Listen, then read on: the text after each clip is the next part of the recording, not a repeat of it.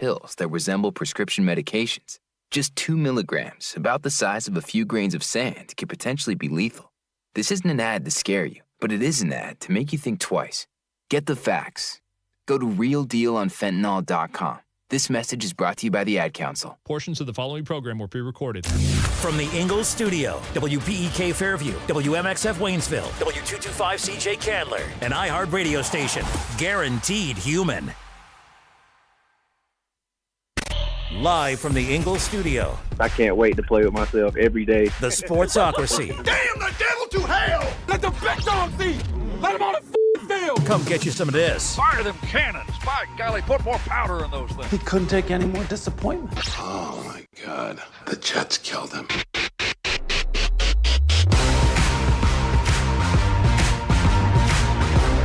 It is ESPN Asheville, 92.9 FM, 880 AM, and 1400. The Sportsocracy is back, and we're heard everywhere on the iHeart Radio app, seen everywhere on YouTube. Just go to thesportsocracy.com, click the live video link, subscribe to the channel, and join us for Black Monday! Black Monday. We're still awaiting the news, Jeremy.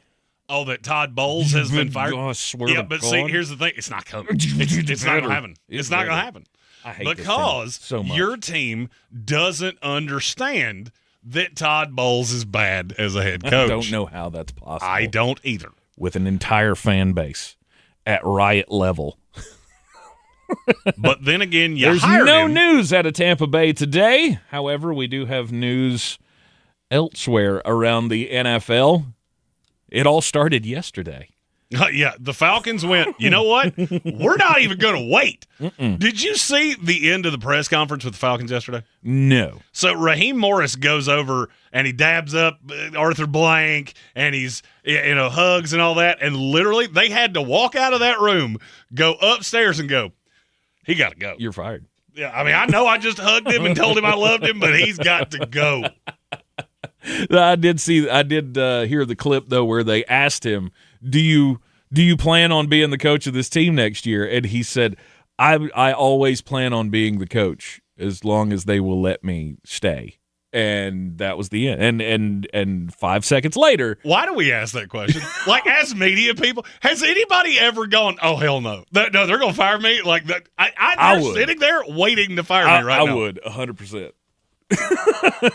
If I was Raheem Morris and I got asked that question, I'd be like, well, obviously this could be the last time I talk to you, but I would still like to be employed tomorrow, if at all possible.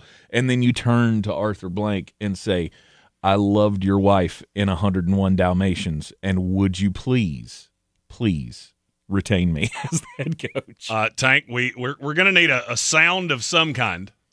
Okay. The purge horn would work.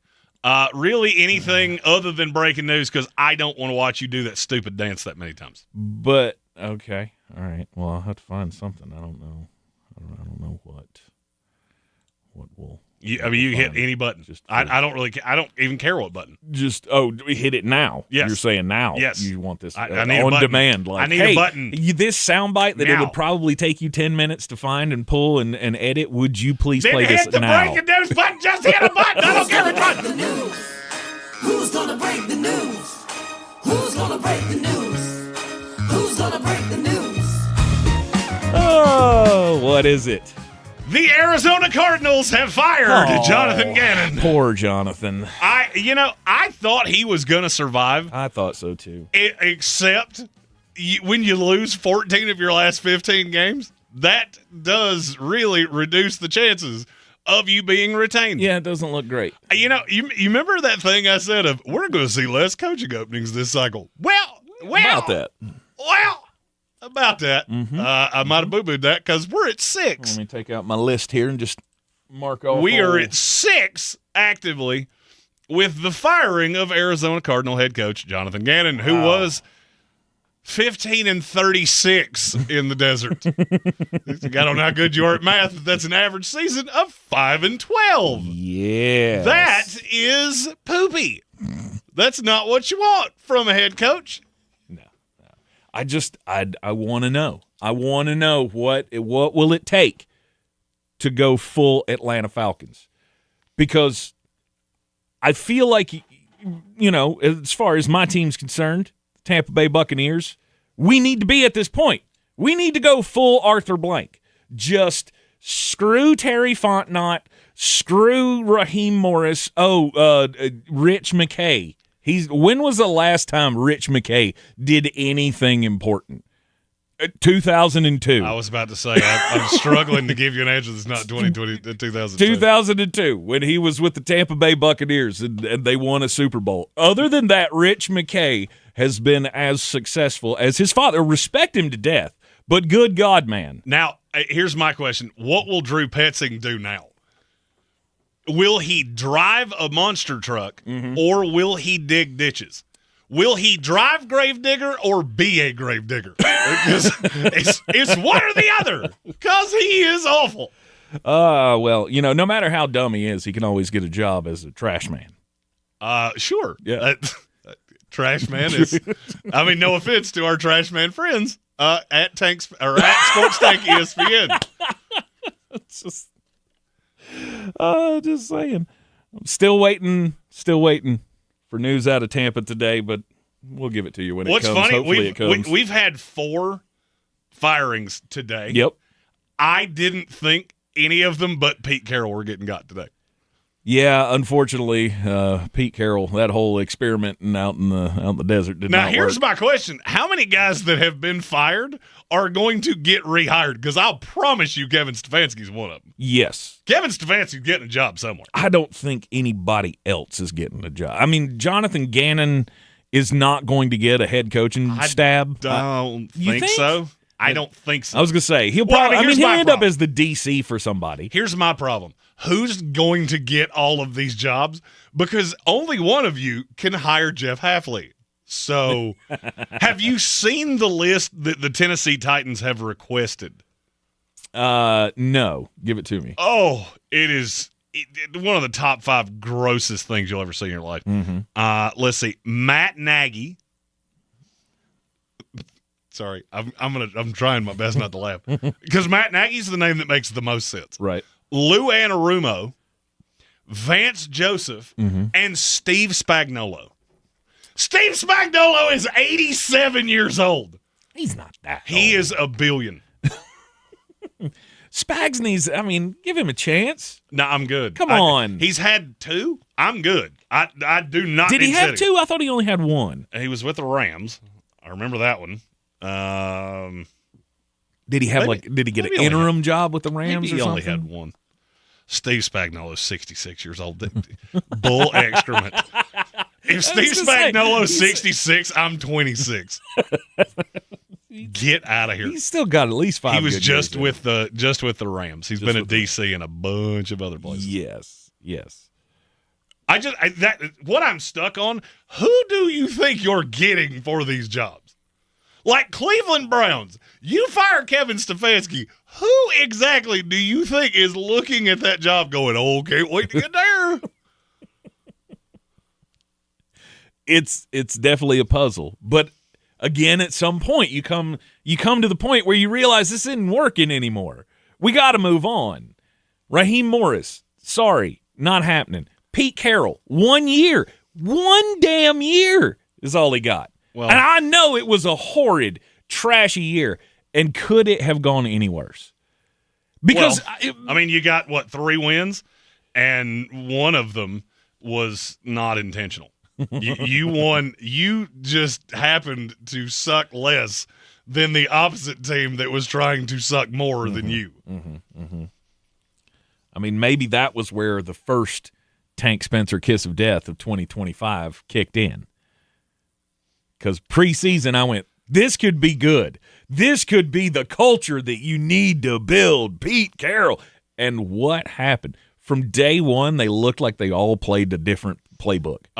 So Pete Carroll's last game will go down as an NFL game that had a combined 251 yards passing between 2 teams.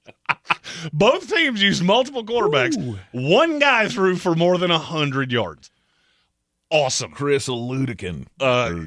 Chris Hayukin was not good at football.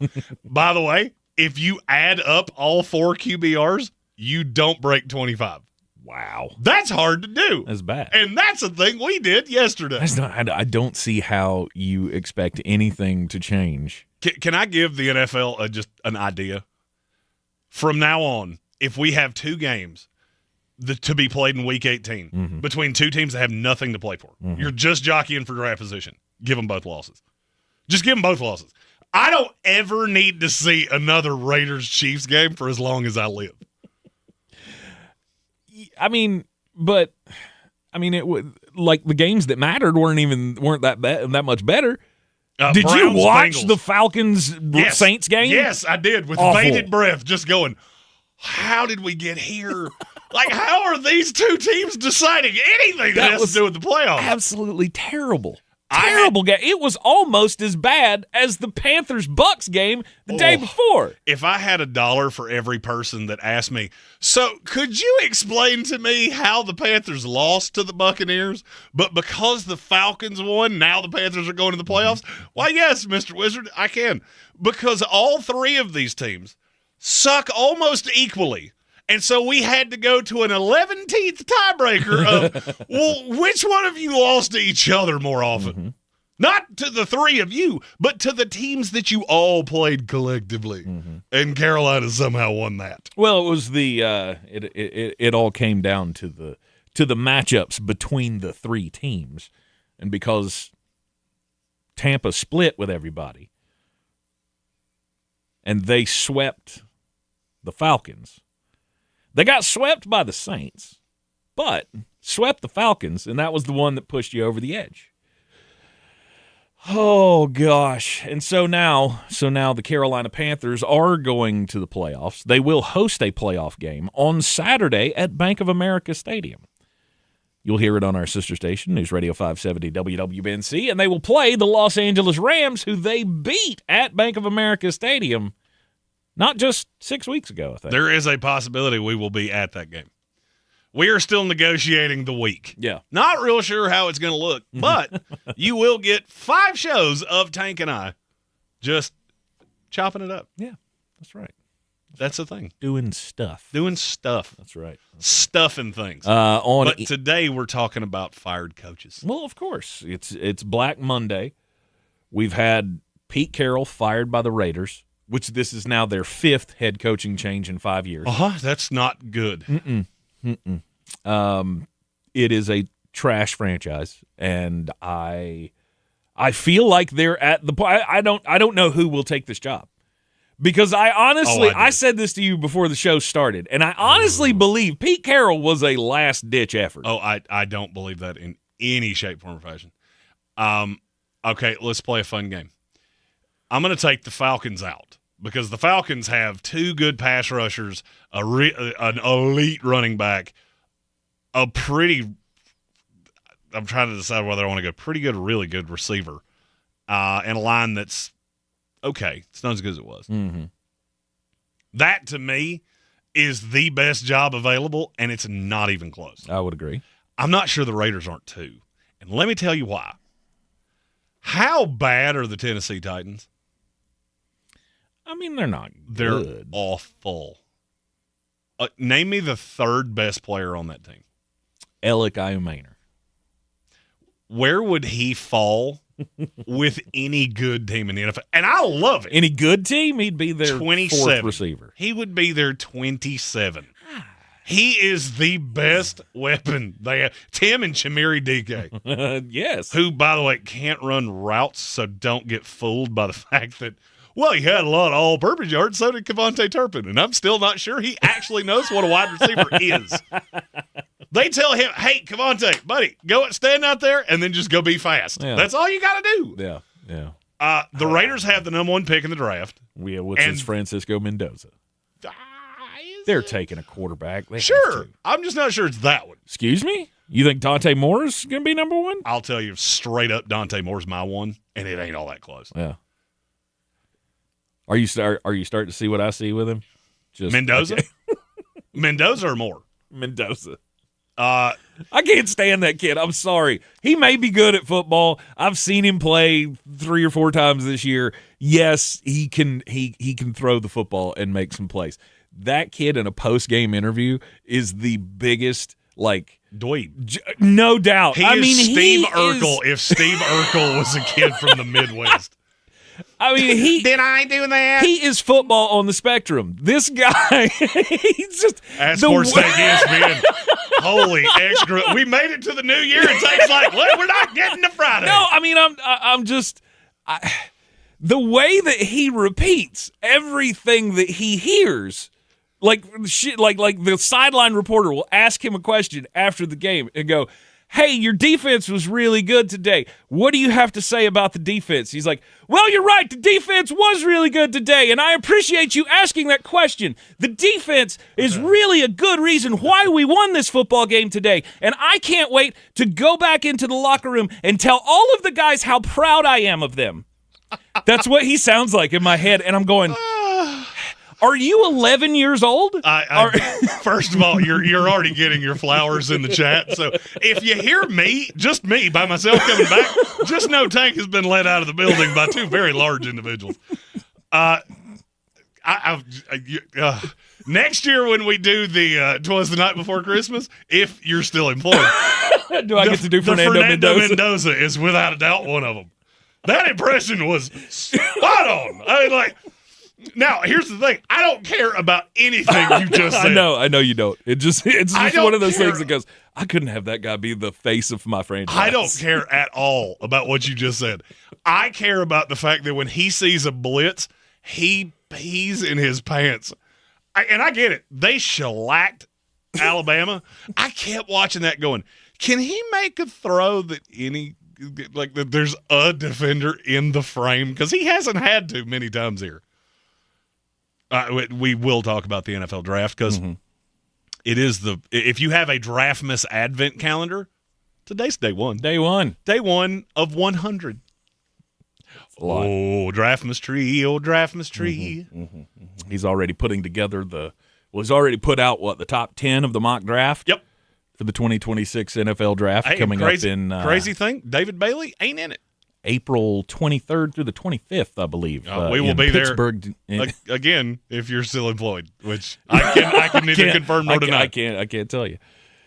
Look, it's a brand new year. It's a brand new year. We're starting off on a good foot. Notorious B.I.G. said we need a Mendoza impression every day. I want Tank to explain basic rudimentary things in life as Fernando Mendoza.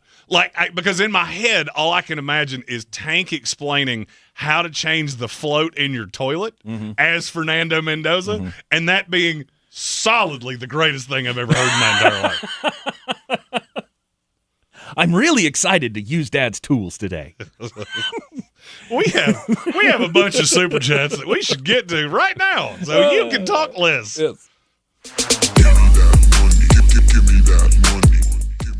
First one's from Sir Jimothy, our first super chat of the new year. 106 years, and Chicago still hasn't had 4,000 yards from a quarterback. Aww. And this is probably the closest they're ever going to get. Hey, Chicago fans, do you remember that thing I said about Caleb Williams? That last kind of. Did you see that last week? Because I did. I saw it, and I'm looking at this going, I don't think this run through the playoffs is going to take a long time for you. Now, I think you're going to beat Green Bay. And then the next week it's, okay. And then you turn into Grandpa Simpson he walks into the brothel, sees Bart, and right back up the door. So what, they're going to end up getting bounced by Seattle or somebody in the second round? Oh, no, they would play the 3, which would be Philadelphia. And I don't know. I mean, that's so gross. It's so wide. I mean, it's like the college football playoff. Patrick Holt said, Tank, Fernando Mendoza, this is how you make a grilled cheese. Making them at night. We have another super chat. Show me the money, money. Show me the money. I like the cash. If you haven't noticed, in 2026, we care even less than we did in 2025. That was my New Year's resolution. This one's from Great North Sports, who is celebrating now going into his second term as a member of the House of Reprehensibles. Nice. Kevontae Turpin went to the John Ross School of Wide Receivers. I'm real fast. Can you catch? I'm real fast. Darius Hayward-Bay. We talked about him earlier today for way longer than I would have ever imagined. He's real fast. Real fast. And we had Give me that money. Give me that money. Give me that. Sir Jimothy with our first timely political Super Chat of the year. Tank is trying to get Maduro out of radio range like it's located in South America. Oh, boys and girls, this is going to be a fun year. I'm excited. We have somebody to, tell us what to do. First time we've ever had that. We have an adult that is making sure things happen. She's in the studio with us. And it's reinvigorated me. You know why? Because that means I don't have to do it. And I am an overgrown toddler that likes chicken nuggies and pizza rolls. Right. I don't need to be the one in charge of anything. There needs to be a captain in There steering is a the captain. ship here. There is a captain. She's sitting right beside me. Right. Captain, my captain. She walked in the door this morning and went, I am the captain now. I am the captain. I will be commandeering this vessel because you two idiots don't have a driver's license. So Mendoza's impression is a hit. Oh, no doubt. All right. Literally, in the break, I think we need to get you on camera explaining how to make a grilled cheese sandwich as Fernando Mendoza. You are in the Sportsocracy, and this is ESPN Asheville.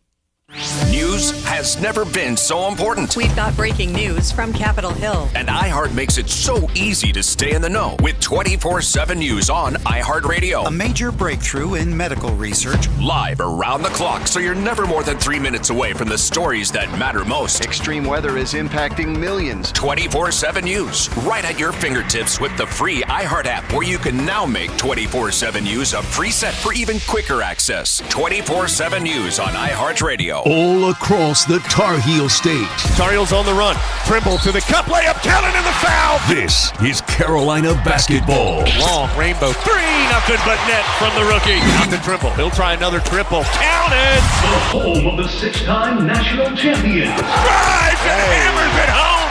Hello, young fella. This is your radio home for the Tar Heels. Asheville's home for the Tar Heels is ESPN Asheville. It's the moment you dream of, the moment you work for, train for, run winged sprints when nobody's watching for, the moment when hours of gym time, court time, prep time, all culminate into this time, the moment when millions of bounces, blocks, and boards all add up to this, your moment. Ingalls, we're with you every step of the way.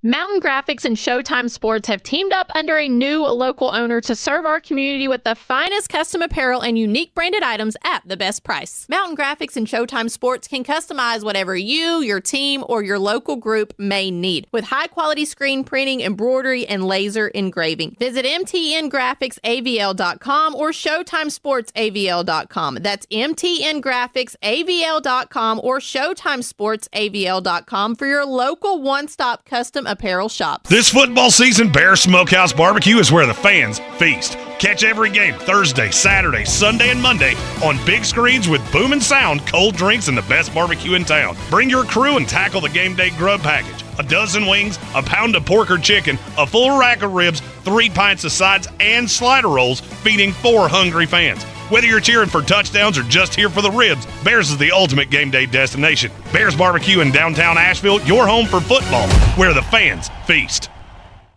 I'm Scarlett Johansson. My family relied on public assistance to help provide meals for us. These meals fueled my involvement in theater and the arts as a child, which fostered my love for acting. The Feeding America network of food banks helps millions of people put food on the table. You can join the movement to end hunger by donating, volunteering, and advocating. Because when people are fed, futures are nourished. Join the movement to end hunger at feedingamerica.org/act now. Brought to you by Feeding America and the Ad Council. This is J.W. Whitley, General Manager at Parks Ford of Hendersonville. Our value of commitment. Committed to you as our customers and the community that we serve.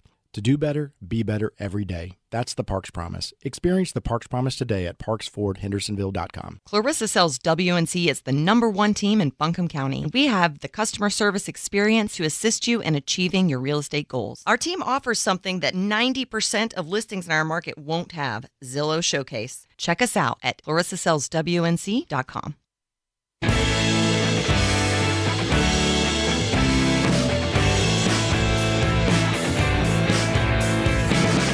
The Sportsocracy. That is some good, clean family fun there, eh, Cot? And welcome back in to the Sportsocracy on ESPN Asheville. I tanked tank. We're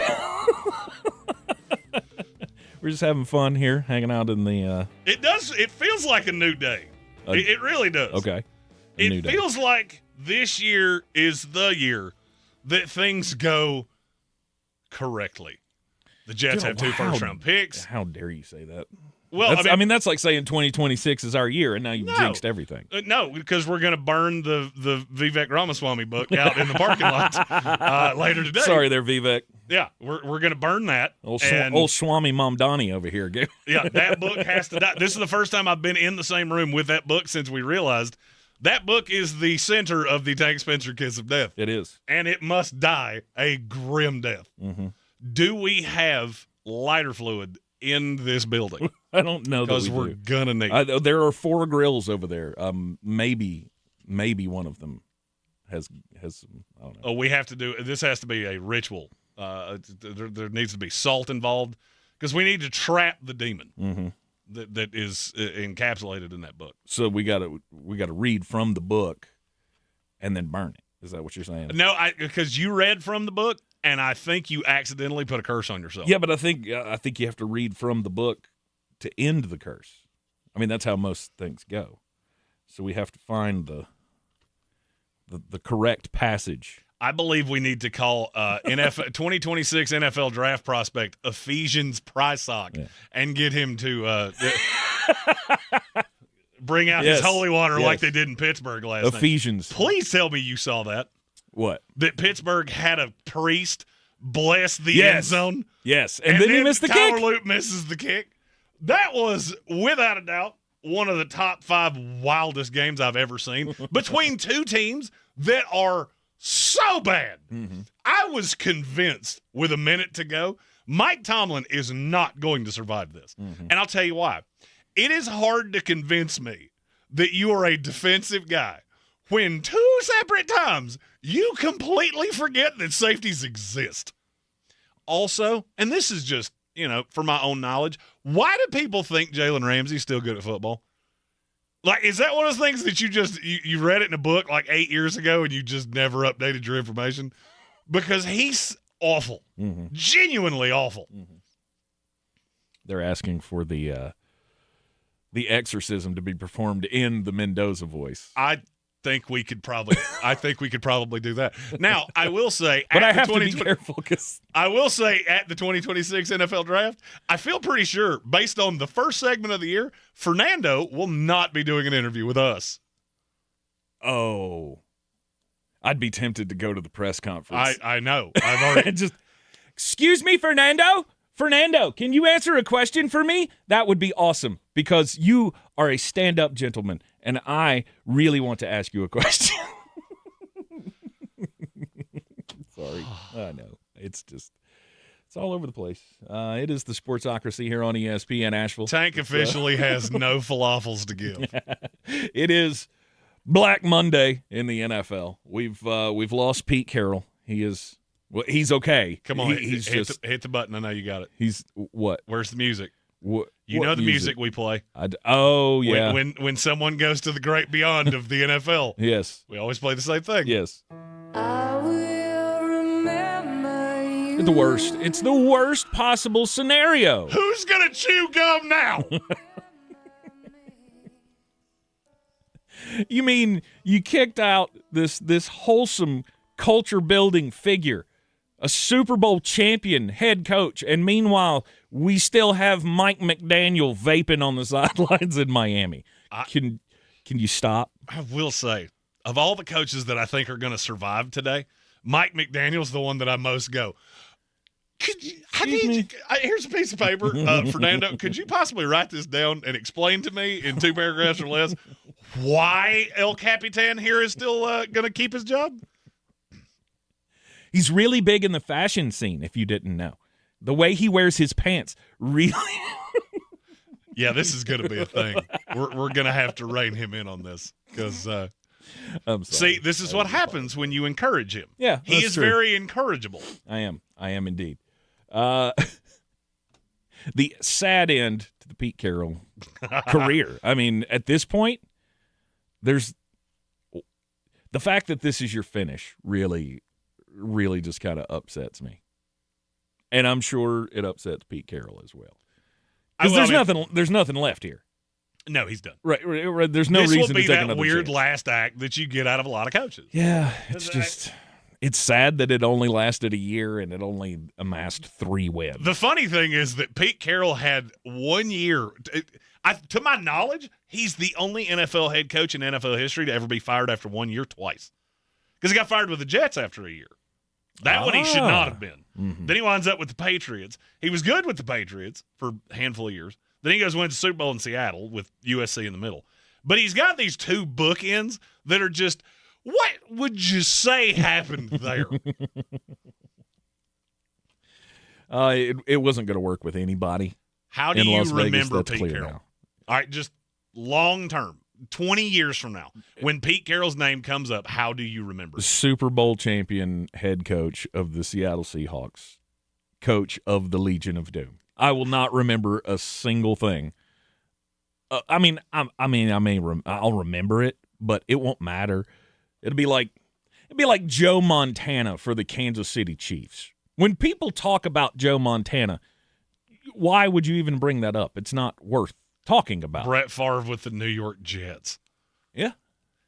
You know what's funny?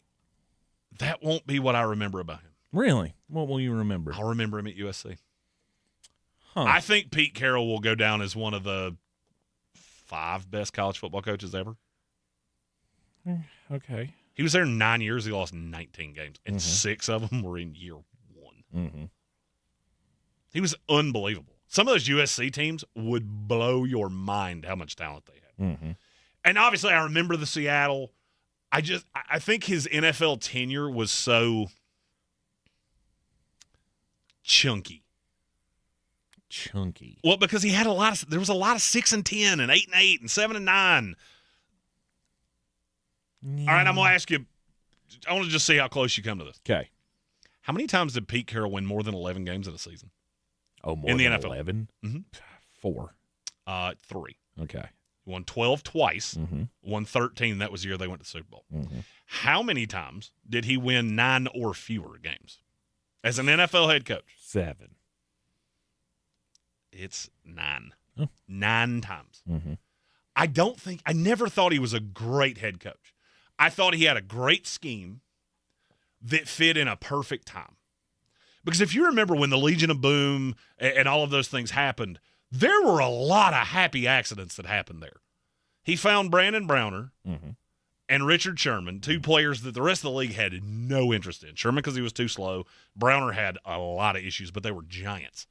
Then he gets Earl Thomas and Cam Chancellor in the middle of that defense. You wind up with Bobby Wagner.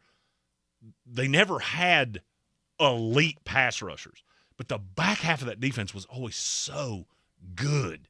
Russell Wilson, I've always said people remember him incorrectly. Mm-hmm. He was never an elite quarterback. He was a good quarterback on a great team. Mm-hmm. And I kind of look at Pete the same way. He was a good coach with a great front office and a great back half of a defense. But I think as time goes on, you'll realize Pete's not going to be remembered quite the way you would want him to. He will be remembered as one of the greatest coaches of all time because of the combo. Winning a national championship and a Super Bowl is pretty hard. No, that's all told. Right. I mean, I think it's all baked into the cake with Pete Carroll. All right. Right. So if we're talking like Hall of Fame, right, we're in the Hall of Fame discussions. Never sniff it. Oh, I disagree. I don't think he'll ever. Here's why. All right. So I'm going to ask you, a series of coaches, and I want you to tell me which one's better. I'm looking at the all-time NFL head coaching wins list. So let's take off all the ones that are obvious as all get out. Okay. So Belichick, Andy Reid, Tom Landry, Don Shula, take all those out. Was he really a better coach than Jeff Fisher, or did he win a Super Bowl? Because their careers are almost identical. The only difference is Jeff Fisher didn't get fired after a year. On that last job, he didn't get fired after a year. He hung on too long. Career record-wise, had Fisher not stuck in St. Louis for 2 or 3, I don't remember how long he was there, they would have been identical. Pete Carroll or Bill Parcells? Bill Parcells. Not even close. Pete Carroll or Mike Shanahan? Mike Shanahan's not even close. I don't know about that. I don't think it's even close. Really? I really don't. Huh. I mean, it's close. Tom Coughlin. It's 1 yard close. If Pete Carroll had 2 Super Bowl rings, would you be saying the same thing? But he doesn't. No, he but has one. I understand. And he made the stupidest coaching decision in the history of the NFL. I understand. That's what I think people are going to remember. Is we would think of you one way if you had 2 Super Bowls. You don't, and it's your fault. You did it. Yeah, you didn't. Mike Holmgren. Pete Carroll's better. See, I think Mike Holmgren and Pete Carroll are the exact same guy. Okay. Joe Gibbs. I'd have to say Joe Gibbs. I mean, Bill he's Cowher. got 3 Super Bowls, doesn't he? Bill Cowher. See, they're about on the same level. For me, it's Bill Cowher's not even close. Winning percentage, he's almost a full point higher. Marv Levy. Tony Dungy. I keep doing this. So I kind of set you up on this. I was kind of a jackal here. All the ones that you went immediately, well, it's them. They're all Hall of Famers. Yeah. All the ones that you didn't, they're not. What does that tell you? It is hard to get into the Pro Football Hall of Fame as a coach. Yeah. Mike Shanahan's not. Mike Holmgren's not. Jeff Fisher's not. Dan Reeves is not. Marty Schottenheimer's not. No. Marty Schottenheimer's the 7th winningest coach in NFL history. See, Never to won me, the big one. Marty Schottenheimer over Pete Carroll, and it ain't close. Because Marty did it everywhere he went. Yeah, he never won a Super Bowl. Okay. Charles Barkley never won a ring. Does that mean Karl Malone's a better player than him? No. Well, Karl Malone never won one either. That was not a great apples to apples comparison. I will try to do better the next time I bring up a sport that I don't care at all about. Good one. Good job. Let's go. Yeah, It's good to see that stupid's still hanging out here.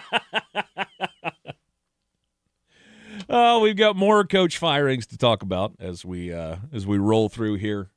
The Las Vegas Raiders, for the 6th year in a row, looking for a new head coach. I will say this. When you look at that, if you're a coaching candidate, what's the first question you ask when you agree to the interview?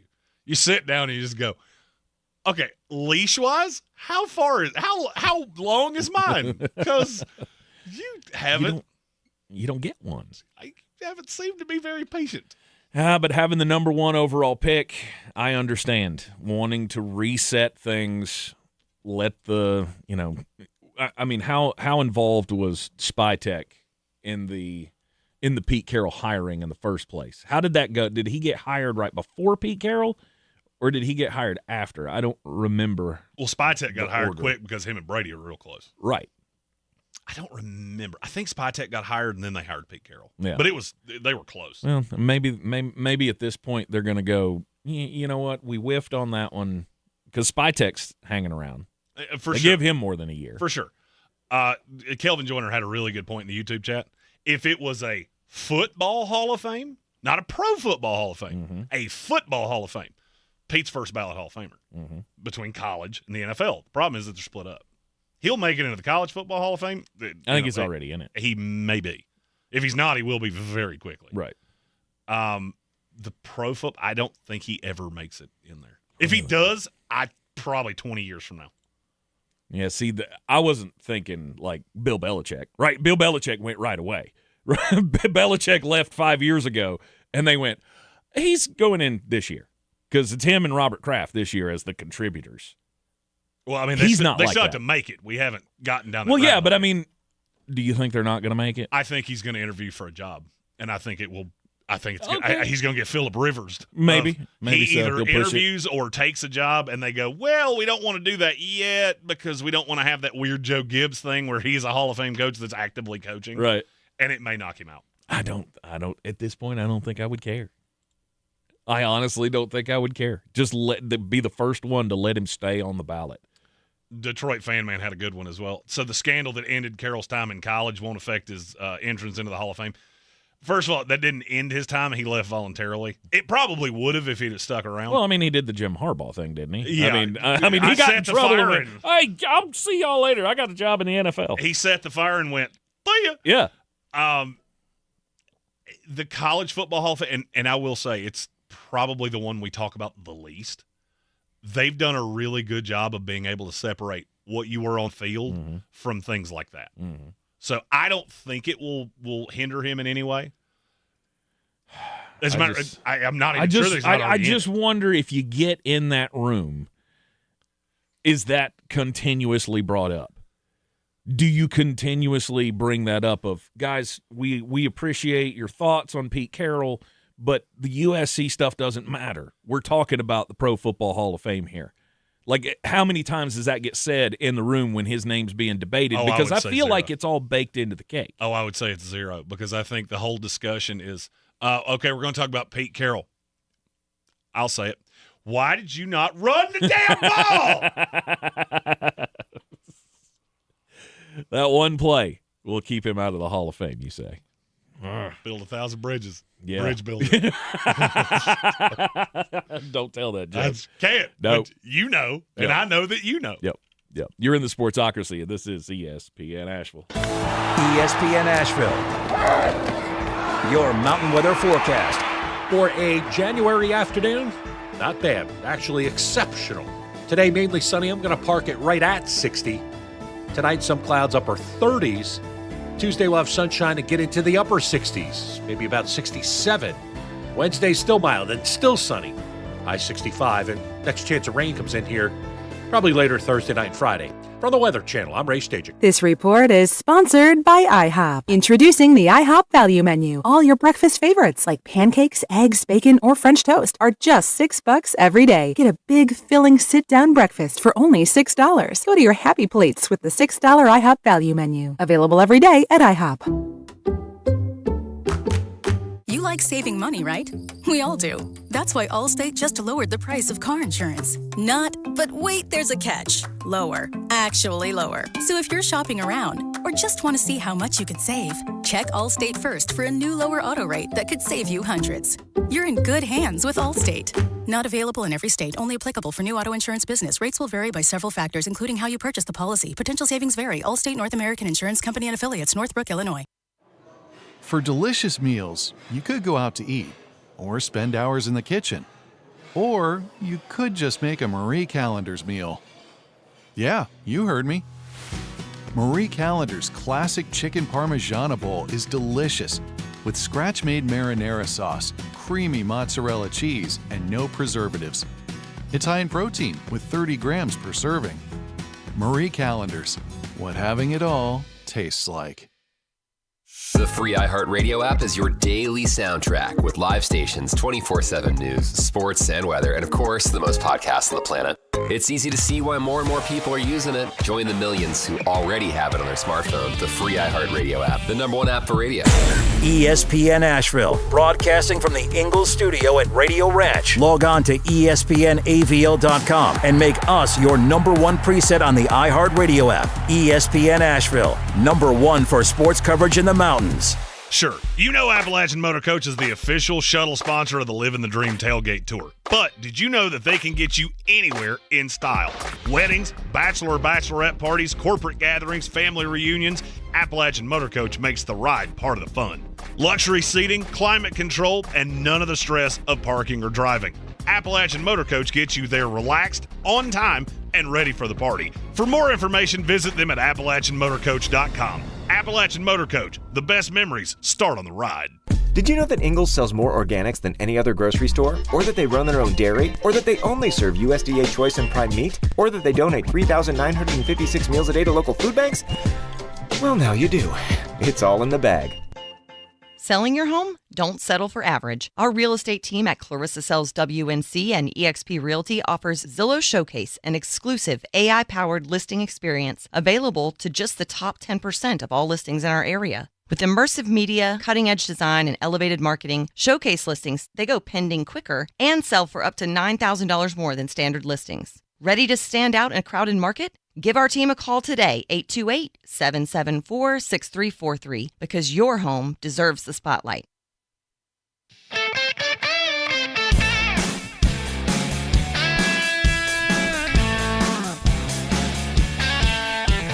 The Sportsocracy. The ceiling is the roof. Let's make it happen. Let's keep moving forward. It is ESPN Asheville. Welcome back into a Black Monday edition of the Sportsocracy, where we've had Kevin Stefanski cut loose today as well. They will keep Andrew Berry, which as is the insane. GM. I mean, and just so you know, when you look at Cleveland, you know where this story's headed, right? Where? Come on. What? Who's starting quarterback for the Cleveland Browns? Joe Falco? No. No. Who? I don't know. Who? Oh, Shedeur Sanders. There it is. Oh, God. We're not. There it is. Oh, no. 100%. I've already seen it. This is not an opinion. I know this is coming. I know for a fact this is coming because it's already happened. Okay. All right. And frankly, look, for pissed off Browns fan and all the great Browns fans, I'm really, for your sake, hoping that it does not go this way. I am also I have a steady pool of angina because I'm oddly sure that it's at least going to be broached. I mean, I guess they'll talk about it, but you can't. I mean, that is the Browns thing to do. Well, I mean, here's my question: he's not a good coach. Like, he's not a good coach, and Shedeur's not a good quarterback. Frankly, they're a match made in heaven. Like, how would you possibly look at your fan base and go, "This is going to be great"? Because we're bringing in a guy who won 4 games at Colorado. Yeah, they almost won the Alamo Bowl one time. I'm looking. The thing that I can't get my brain past with Cleveland. Yeah. Okay, so you fire Kevin Stefanski that pretty much every team that's got an opening is going to want to talk to. Mm-hmm. Who do you think is taking this job? All right, so you got Myles Garrett. The defense is good if you can retain Jim Schwartz. So you're already paired up with your DC. Promote Jim Schwartz. Then who takes over the offense? You're not going to be able to find an OC that goes, yeah, I really want to do this with Dylan Gabriel and Shedeur Sanders.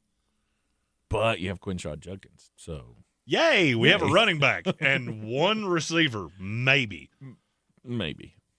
We have two really good Judy's tight been ends. Pretty good. We have 2 really good tight ends. Let's go. But you also have coaches that are going to look at this and go. Arthur Smith is the guy that they will hire. I'm glad you said that. I said this out loud last night. If any team even so much as interviews Arthur Smith for an offensive coaching job or a head coaching job, they should lose their team immediately.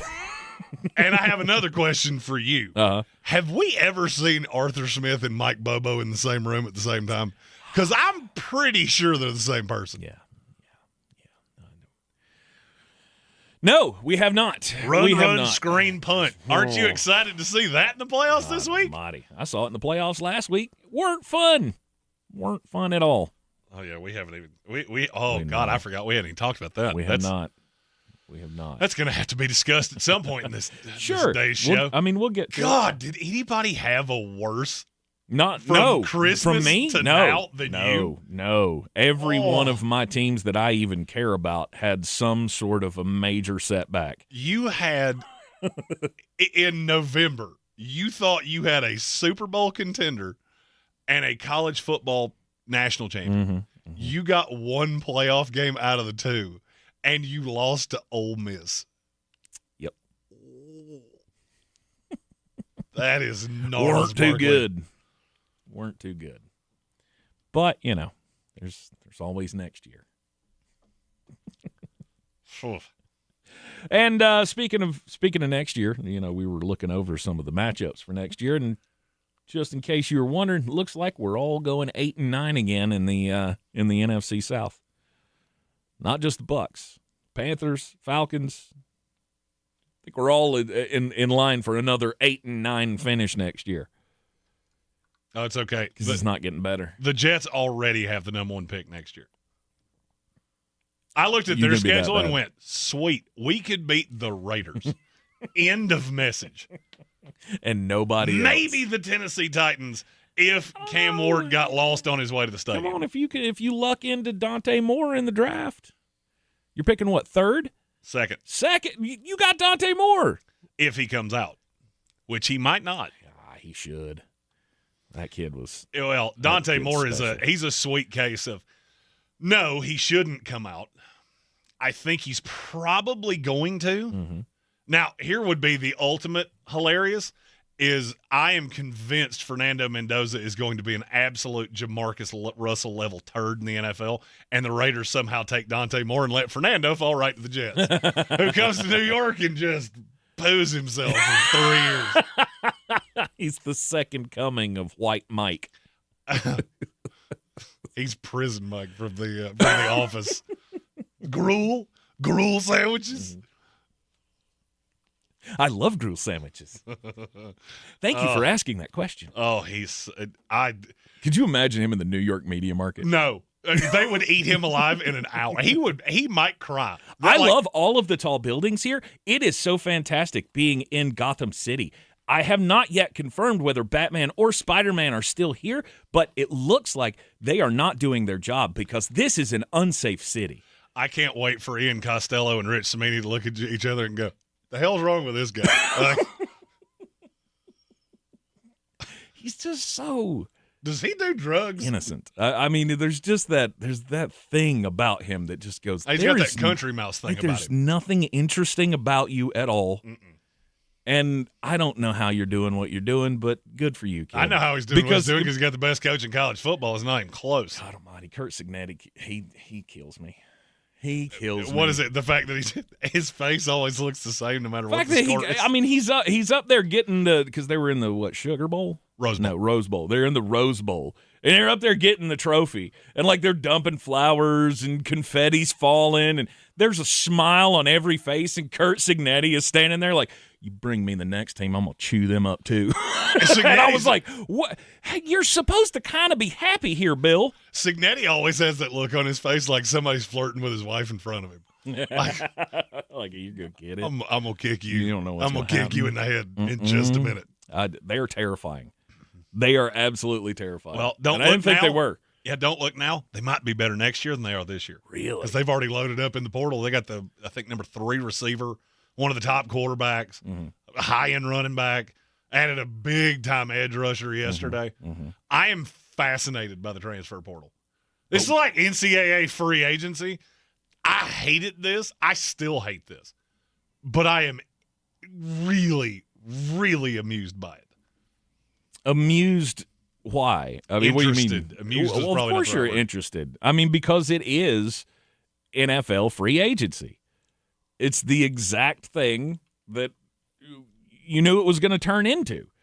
These guys would start making a name for themselves, put some good games on tape. Why would I stay? Why wouldn't I try? That's why there's 4,000 names in the transfer portal because, of course, maybe somebody saw me. A third. It's 31.5% of all college football players are in the portal. We have 2 super chats. Okay. Show me the money, money. Show me the money. First one's from Soaring Eagle. Okay, let's get this over with. Julian Sayans carried by Jeremiah Smith. That natty is the sole reason Ryan Day is still here. Quit giving us trash schedules.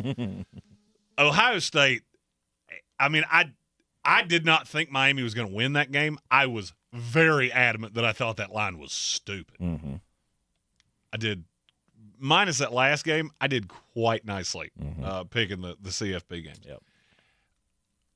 I never looked at Ohio State and went, this team is so much better than everybody else because they never looked like that. they never looked like the team that was out here beating mediocre teams 66-0. Right.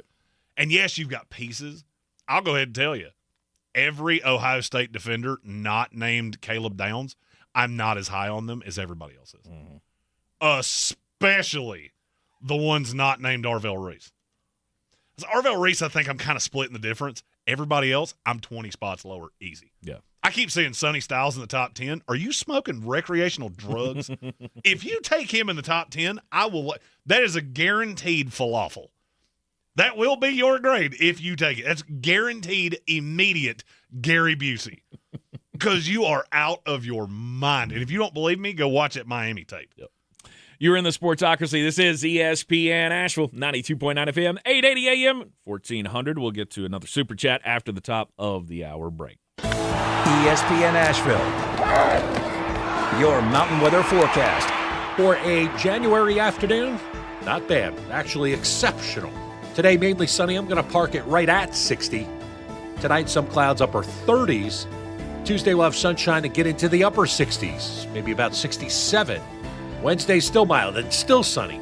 High 65, and next chance of rain comes in here probably later Thursday night and Friday. From the Weather Channel, I'm Ray Staging. This report is sponsored by IHOP. Introducing the IHOP Value Menu. All your breakfast favorites like pancakes, eggs, bacon, or French toast are just $6 every day. Get a big, filling sit-down breakfast for only $6. Go to your happy plates with the $6 IHOP Value Menu. Available every day at IHOP. You know who's listening to the radio? Voters. Lots of them. So if you're running for office, this right here, great place to reach them. And it's not like social media where people are just swiping through ads. With radio, they're engaged. Plus, it's 1/10 the time and cost of video. Don't just campaign. Connect with millions all over the country, even thousands in the smallest communities with radio. Call now and be on the air in just 48 hours. 844-844-IHEART. That's 844-844-IHEART. Hear that? That's Mike. He took ZQL Pure Z's, so now he's sleeping soundly on a Sunday night. ZQL Pure Z's are fast-acting melatonin gummies with a complementary botanical blend to help Mike get the sleep he needs to wake up refreshed and ready to conquer Monday. Let's do this Monday. ZQL Pure Z's, just for sleep. Really great sleep. These statements have not been evaluated by the Food and Drug Administration. These products are not intended to diagnose, treat, cure, or prevent any disease. Use as directed. You like saving money, right? We all do. That's why Allstate just lowered the price of car insurance. Not, but wait, there's a catch. Lower. Actually lower. So if you're shopping around or just want to see how much you could save, check Allstate first for a new lower auto rate that could save you hundreds. You're in good hands with Allstate. Not available in every state. Only applicable for new auto insurance business. Rates will vary by several factors, including how you purchase the policy. Potential savings vary. Allstate North American Insurance Company and Affiliates, Northbrook, Illinois. Introducing the IHOP Value Menu. All your breakfast favorites like pancakes, eggs, bacon, or French toast are just $6 every day. Get a big, filling sit-down breakfast for only $6. Go to your happy plates with the $6 IHOP Value Menu. Available every day at IHOP. I'm Coley Duffy. I'm Cody Ward. And we're the Chainsaw Brothers. Actually, we're cousins. A few days after Helene, we was in the driveway having a couple beers, waiting on the power to come back on. And we heard so many people calling, needing trees removed, and couldn't afford it. So I called my dad to borrow a chainsaw, and over the next few months, we cleared trees for our neighbors. Our business was born out of wanting to help Western North Carolina get back on our feet. We are fully insured and licensed. We keep our promises, meaning if we say we're going to be there, we'll be there. In these parts, we live how we were raised. When you call the Chainsaw Brothers, you're not a customer, you're family. We're good at what we do, and we do it for a reasonable cost. For all your chainsaw needs, call the Chainsaw Brothers. 828-316-1013. Or find us on Facebook. See how we treat our family. Are you still covered up with storm damage and debris? Call us about our daily rates at 828-316-1013. That's 828-316-1013. We're the Chainsaw Brothers, and with our neighbors, we are Western North Carolina strong. Woohoo! All across the Tar Heel State. Tar Heels on the run. Trimble to the cup, layup, Kellen in the foul. This is Carolina basketball. Long rainbow 3-0, but net from the rookie. Out to Trimble. He'll try another triple. Counted. The home of the 6-time national champions. Drives and hammers it home. Hello, young fella. This is your radio home for the Tar Heels. Asheville's home for the Tar Heels is ESPN Asheville. This This is where it starts. Where your story begins. This is the trail you blaze yourself. And step by step, you get stronger, faster, better. This is where it starts. How will you finish?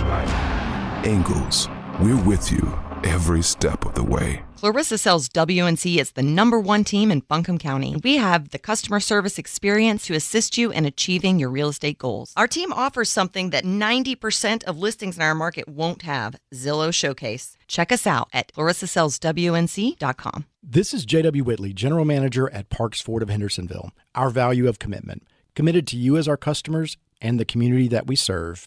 To do better, be better every day. That's the Parks Promise. Experience the Parks Promise today at parksfordhendersonville.com. This football season, Bear Smokehouse Barbecue is where the fans feast. Catch every game Thursday, Saturday, Sunday, and Monday on big screens with boom and sound, cold drinks, and the best barbecue in town. Bring your crew and tackle the game day grub package. A dozen wings, a pound of pork or chicken, a full rack of ribs, 3 pints of sides, and slider rolls, feeding 4 hungry fans. Whether you're cheering for touchdowns or just here for the ribs, Bears is the ultimate game day destination. Bears Barbecue in downtown Asheville, your home for football, where the fans feast. From the Ingalls Studio, WPEK Fairview, WMXF Waynesville, W225CJ Candler, an iHeart radio station, guaranteed human. The Sportsocracy. It fires me up, man. I love it. Say it one more time. The Sportsocracy. Shake it back! Beer City's best sports talk. It is gross. Just earlier. They are mature, actually. You just have to get to know them better. Your lunchtime dose of dumbassery. Live from the Ingalls Studio.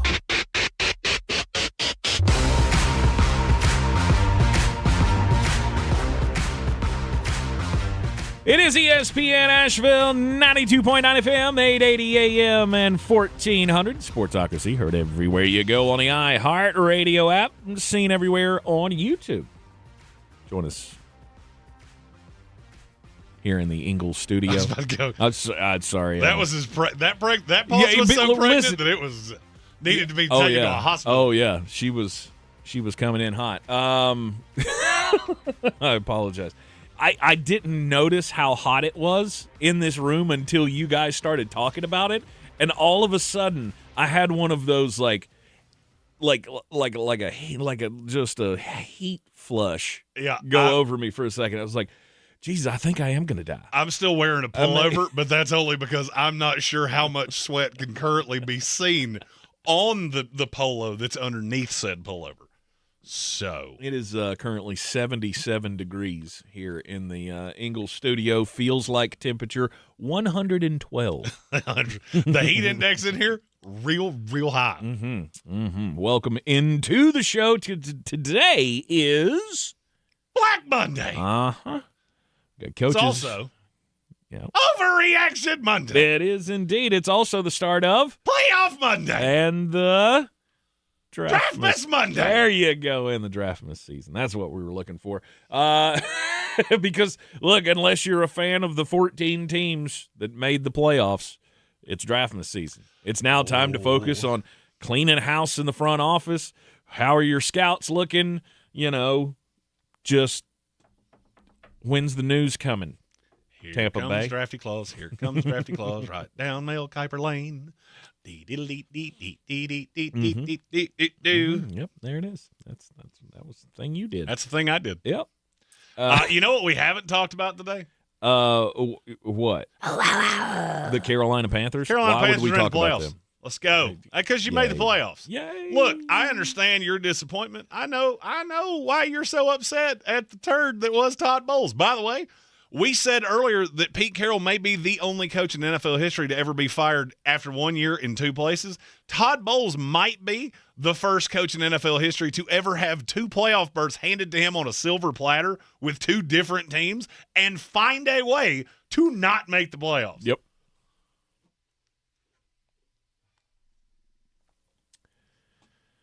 I mean, I'm not even mad about it anymore. You shouldn't be. Like it's become just accepted.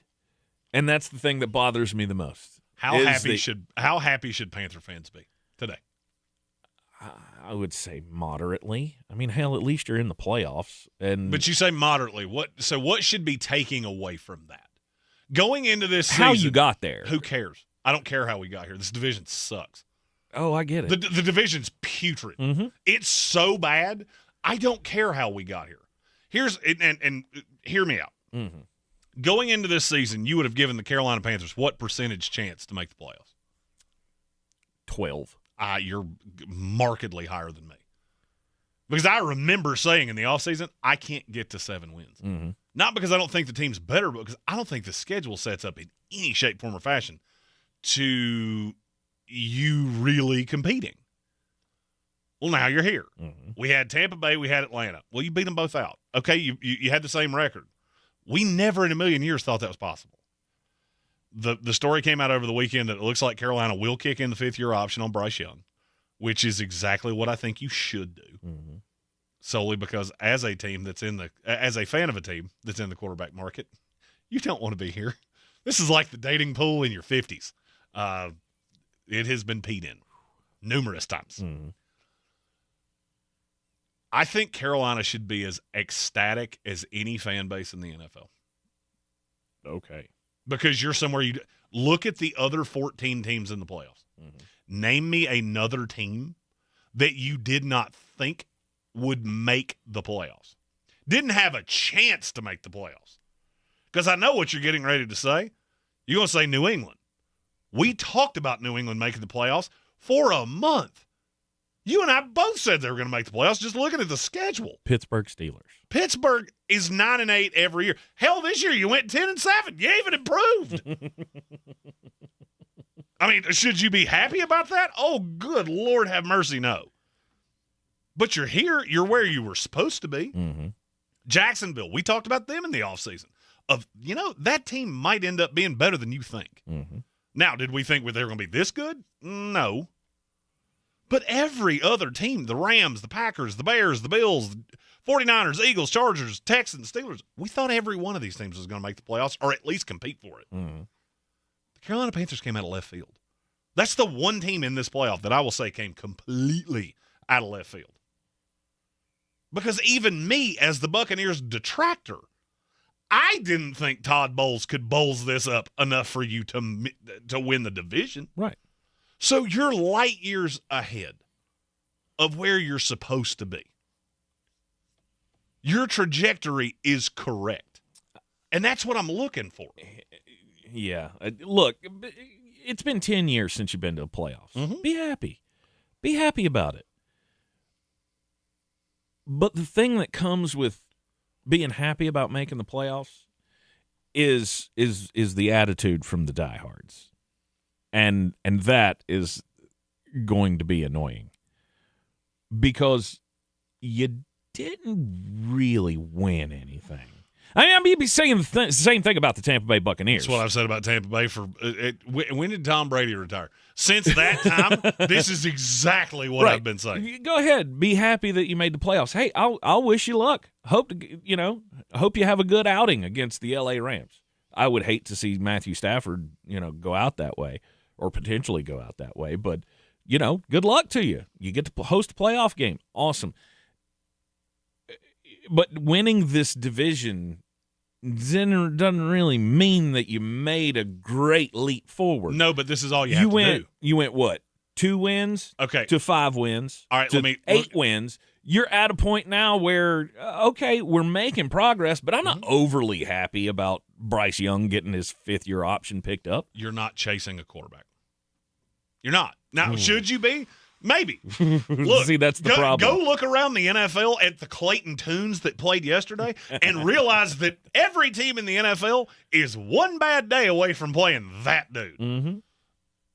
I'm okay. I don't want to be out there chasing the quarterback. I can put pieces around Bryce Young. Is it ever going to be elite? No, it's not. That's a hard market to win in. We're in that market. Trust me, if anybody understands it, it's the two of us. Mm-hmm. It's hard to get free agents there.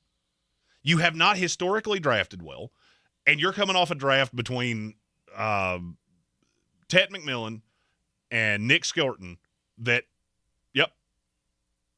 A+, A. I'm good. I'm good with where it's headed. I'm glad we're making the playoffs. I know there's a great chance the Rams are going to come in here and kick us in the teeth. I don't care. I don't care because I'm looking at a Tampa Bay Buccaneer team that is DED, dead as they can be. Mike Evans is not getting any younger. Chris Godwin's not getting any younger. Baker Mayfield ain't getting any better. They are dead.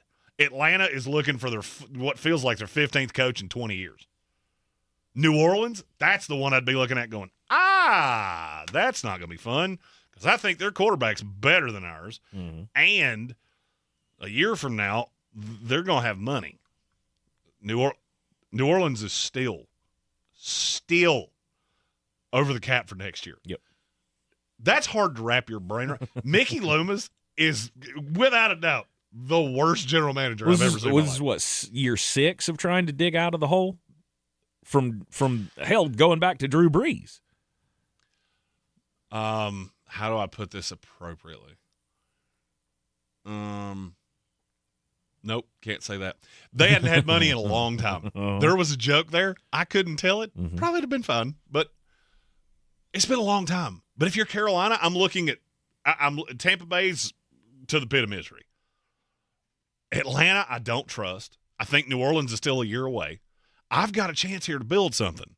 And if I can build it off a playoff, I wanted to say victory, but just a playoff appearance, then I'm good. Because I didn't think that was going to happen this year. And if I'm Carolina, I'm ecstatic. We have 2 Super Chats.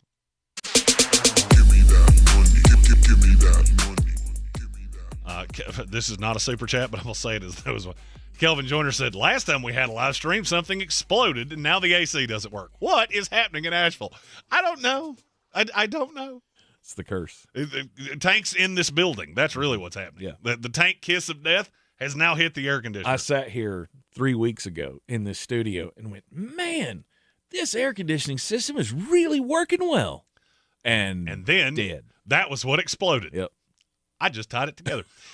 Red Sea said, talking about his Arizona Cardinals, if we don't hire Clint Kubiak, I won't watch football.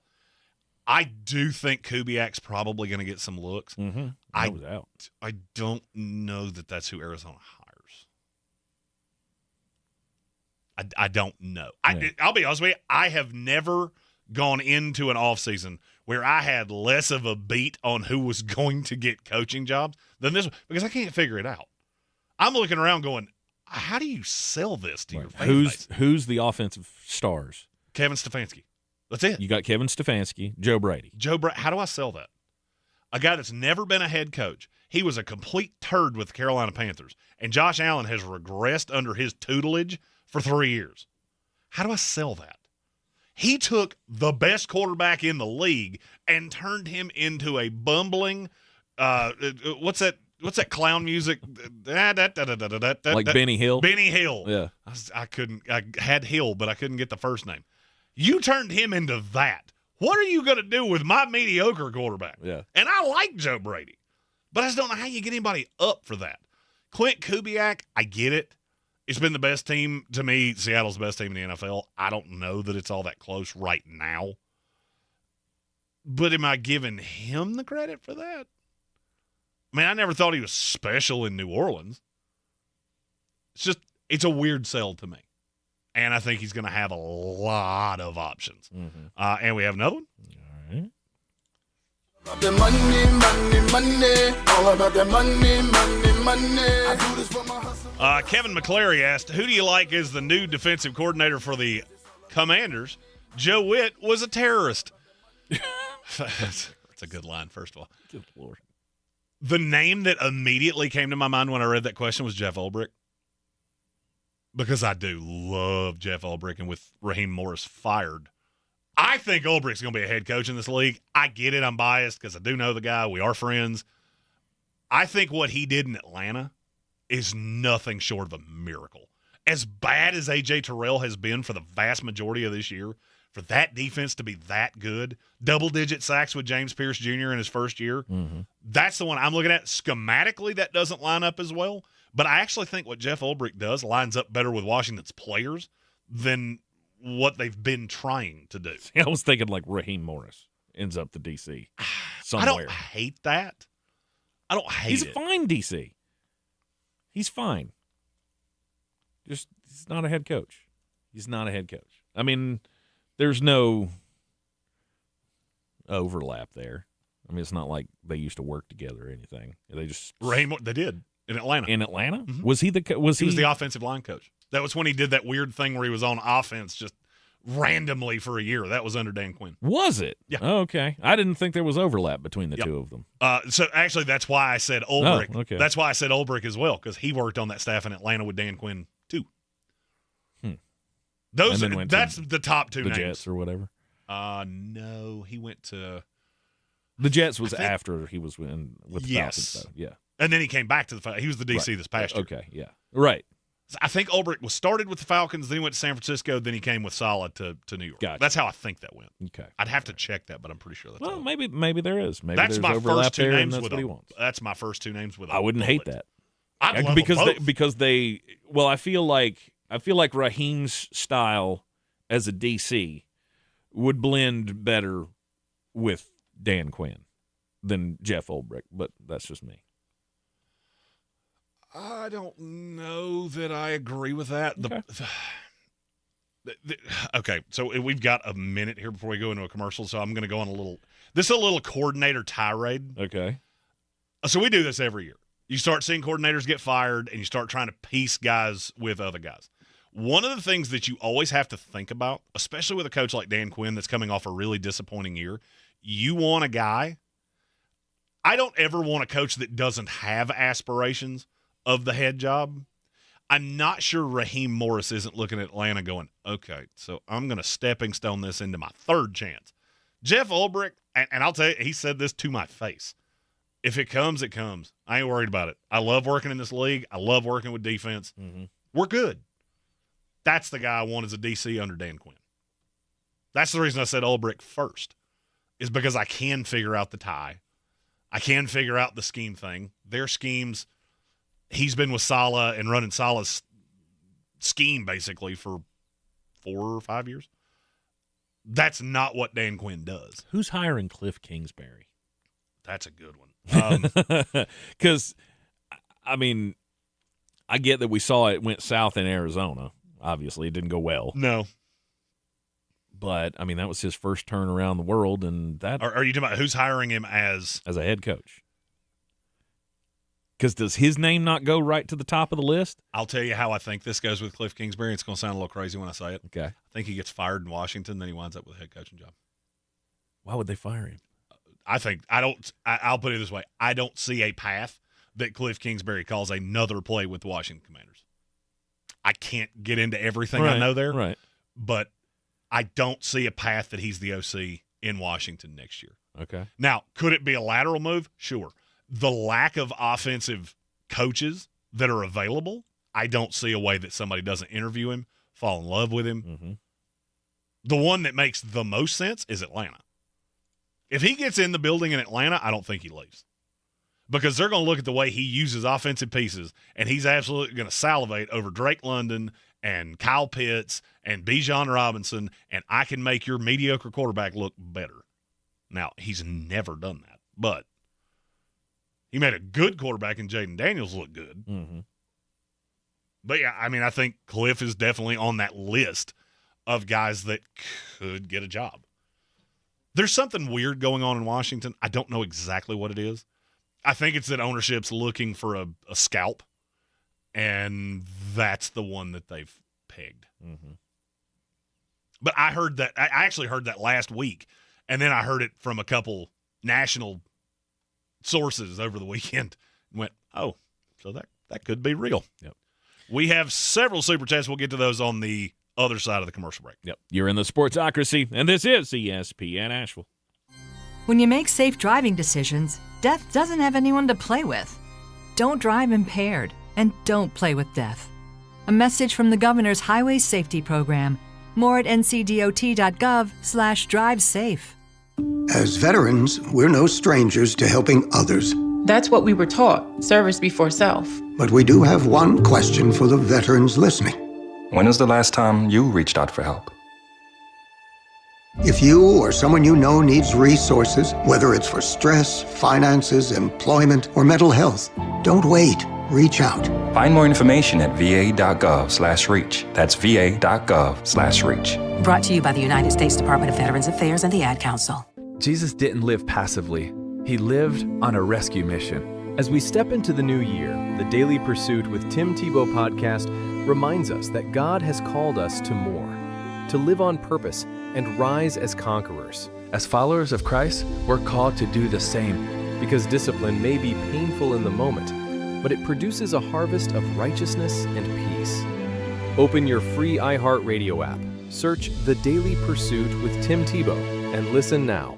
The possibility of lung cancer can be pretty scary, especially if you're one of approximately 8 million current or former smokers at high risk. That's why SaveByTheScan.org wants you to know that now there's a breakthrough low-dose CT scan that can detect lung cancer early, and it only takes 60 seconds. You stop smoking, now start screening. For an easy quiz to see if you're eligible, visit SaveByTheScan.org. It could save your life. SaveByTheScan.org is brought to you by the American Lung Association's Lung Force Initiative and the Ad Council. Sure, you know Appalachian Motor Coach is the official shuttle sponsor of the Living the Dream Tailgate Tour. But did you know that they can get you anywhere in style? Weddings, bachelorette parties, corporate gatherings, family reunions, Appalachian Motor Coach makes the ride part of the fun. Luxury seating, climate control, and none of the stress of parking or driving.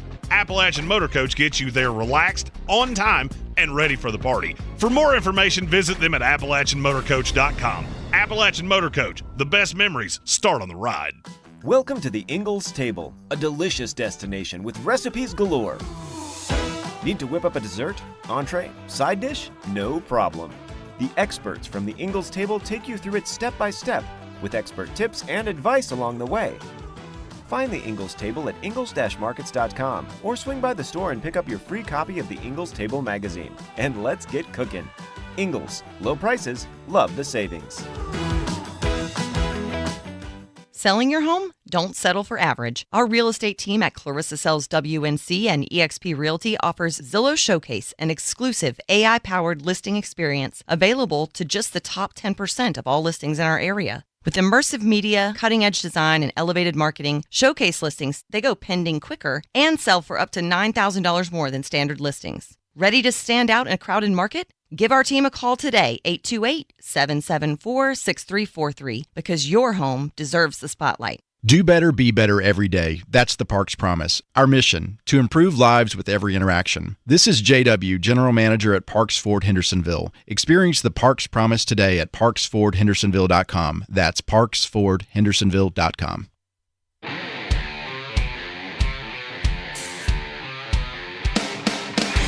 The Sportsocracy. One thing that you're going to have to remember, one most important factor, is to protect your quarterback, me. We're back in the Sportsocracy on ESPN Asheville. Welcome in to a Black Monday, if you're just joining us. I think the bloodletting may have. I think we may be done. We better not be done. I think we're done. So stupid. You already knew the answer to this. No, I didn't. You knew he wasn't getting fired. I did not know that. I don't see how it's possible. Look at the history of your franchise. Yes. Name me a coach that's been fired. Tony Dungy. After one failure. Tony Dungy. Tony had a lot. Tony had several teams that should have advanced in the playoffs and didn't. Todd Bowles won the division 4 years or 3 out of 4 years. Because one of them, he was the DC. Tony Dungy actually had a good team. You're right. And made it to an NFC championship game with said team. And almost beat the greatest show on turf. However, that was not good enough because they knew that he wasn't the guy. And so they went out and they got John Gruden and they dumped Tony Dungy. And it was a big controversy. And still to this day, it is a controversy. There it is. And 23 years later, we still talk about that. They won't do it again.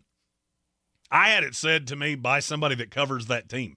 There's a better chance they fired Jason Light, and there's virtually no chance they fired Jason Light. It ended brutally. Brutal. Yeah, it ended brutally. It's absolutely brutal. And you also have to look at that's not an attractive job. The defense is awful. Yeah. Yeah, and who built that? Who made it that way? Well, Jason Light. Jason Light and Todd Bowles. So they have constructed this whole thing. They've been there since the Super Bowl. If you look at this team and go, what's the biggest problem that they have? It's the defense. What I think happens is that Bowles comes back for a year knowing you're in trouble. This team's going to regress every year. They have regressed every year. The question is, why would you do that as a franchise? Because you can't completely reset it. The way the team's built, a lot of these guys are coming back, come hell or high water. It doesn't matter. Mm-hmm. So whoever takes the job, you're stuck with it. And I got news for you, especially in a cycle like this. If I'm stuck with a bunch of stuff, I'm good. I'll pass. I'm Jeff Halfley. Jeff Halfley wouldn't touch this job. I'm going to get one shot at this. Jeff's 50, I want to say just under 50 years old, maybe 47, 48. Mm-hmm. I'm good. This is my one shot because by the time I build myself back up, if this goes sideways, I'll be in my late 50s.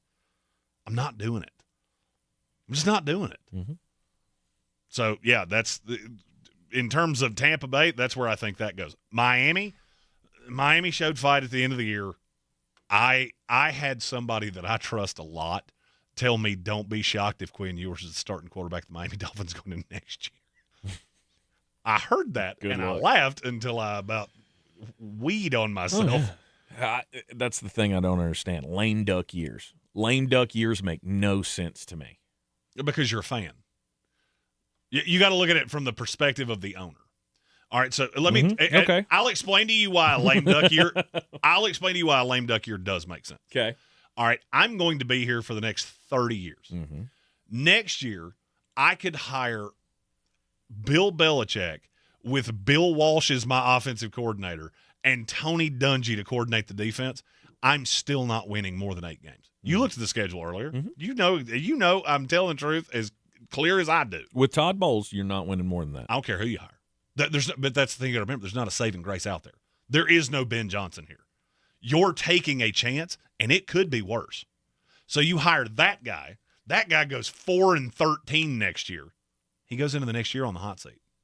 I know definitively, whoever I bring in, doesn't matter. They're not winning more than 9 games. Hey, maybe you can cruise me into an NFC South title because the NFC South is that bad. Mm-hmm. That's the best I could hope for. Mm-hmm. Or I take a guy that's already won 3 of them, give him one final shot. Also helps with every agent in the league because they know I didn't pull the trigger quick. I gave my guy every opportunity, and he couldn't do it. Mm-hmm. You have to look at zero-sum games. That's the reason I'm so stuck on Cleveland firing Kevin Stefanski. I need you to tell me what the path is where this makes you better in 2026 because I don't see it. Because when you it's just like you were talking about with the Raiders. When you fire a coach every year, you got to understand how much turnover happens. Scouts leaving, assistant coaches leaving. You get all of this turnover, and it happens year after year after year. The vast majority of the jobs that are open, you're walking into a buzzsaw. That's the reason you're hearing the names that you're hearing. Lou Anarumo, he's running out of years to be a candidate. Mm-hmm. I firmly believe he's going to get a job in this cycle. He's well good. Late 50s, early 60s. Do I think Lou Anarumo's turning one of these teams around? No, I don't. Because I don't have the foggiest of a clue who's going to run your offense. The New York Giants, that team is 2 years away from contending for anything. Mm-hmm. I don't care who you bring in. Jackson Dart regressed every single game after Brian Daboll got fired. The Tennessee Titans. If it's not an offensive guy, what was the point? What was the point? You had an offensive guy. Uh-huh. And it didn't work. Because the only thing on that roster that matters is Cam Ward. You have 53 players. You'll have 90 within 3 months. The only player on that roster that matters is Cam Ward because if you can't develop him, you're all going to get fired anyway because you took him number 1. And the further down this rabbit hole you go, the quicker you're going to figure out there are not a lot of solutions on the other side. That's why Miami is so attached to Mike McDaniel because they know if they fire Mike McDaniel, he's the next coach of the Cleveland Browns. I'll bet you anything you want. Mm-hmm. Any amount of money you want. Yeah. The minute they fire him. Well, it depends on because okay, that's all well and good. Okay, I get rid of Mike McDaniel, I get rid of Kevin Stefanski. I mean, at that point, do I care? Because no doubt you couldn't do it here. No doubt I care because fans aren't that rational. It's funny that we're talking about this on this day because it's the Pete Carroll theory. Pete Carroll was the defense coordinator of the New York Jets in the early 90s under, I want to say it was I think it was Bruce Coslett. Okay. He takes over. They go 7-9, 6-10, one or the other. They fire him after 1 year. He goes to New England and beats their brains out for 3 years. You look like idiots. You fired him to hire Rich Kotite, who went 1-15 and 2-14, if I remember correctly. Mm-hmm. You look like buffoons. Now, you got bailed out by Bill Parcells. There's not a lot of Bill Parcells hanging out in the NFL these days. There's not a lot of elite coaches. You're going to have to develop one of those. And to develop an elite coach, you got to have a lot of things in place. Andy Reid didn't just come out of nowhere. Never mind. I was about to say, you have this look on your face like. Well, I saw something on social media that. Never mind. Never believe social media. They will lie to you. We have a slew of super chats to get to before we take the next commercial break. Okay. Show me the money, money. Show me the money. I like the cash. It's from Red Feather Workshop. I just need basic competence from the new staff. That'd be in Arizona. I think. That's all anybody's really looking for is basic competence. Mm-hmm. Because, I mean, if you watched football yesterday, you can see there is gross incompetence across this league. And the referees. Yeah. Those officials. If the officiating crew that did Carolina-Tampa Bay does another game this year, the NFL should be investigated. Yes. That's the worst called game I think I've ever seen. Awful.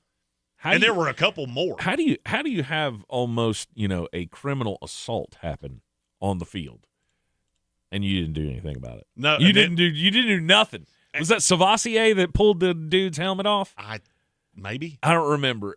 Whoever it was. I mean, he literally pulled his helmet off. Yeah.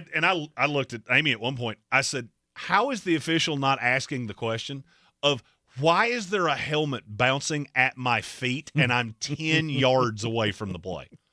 Even if you didn't see it, you'd have to ask the question, how did that end up here?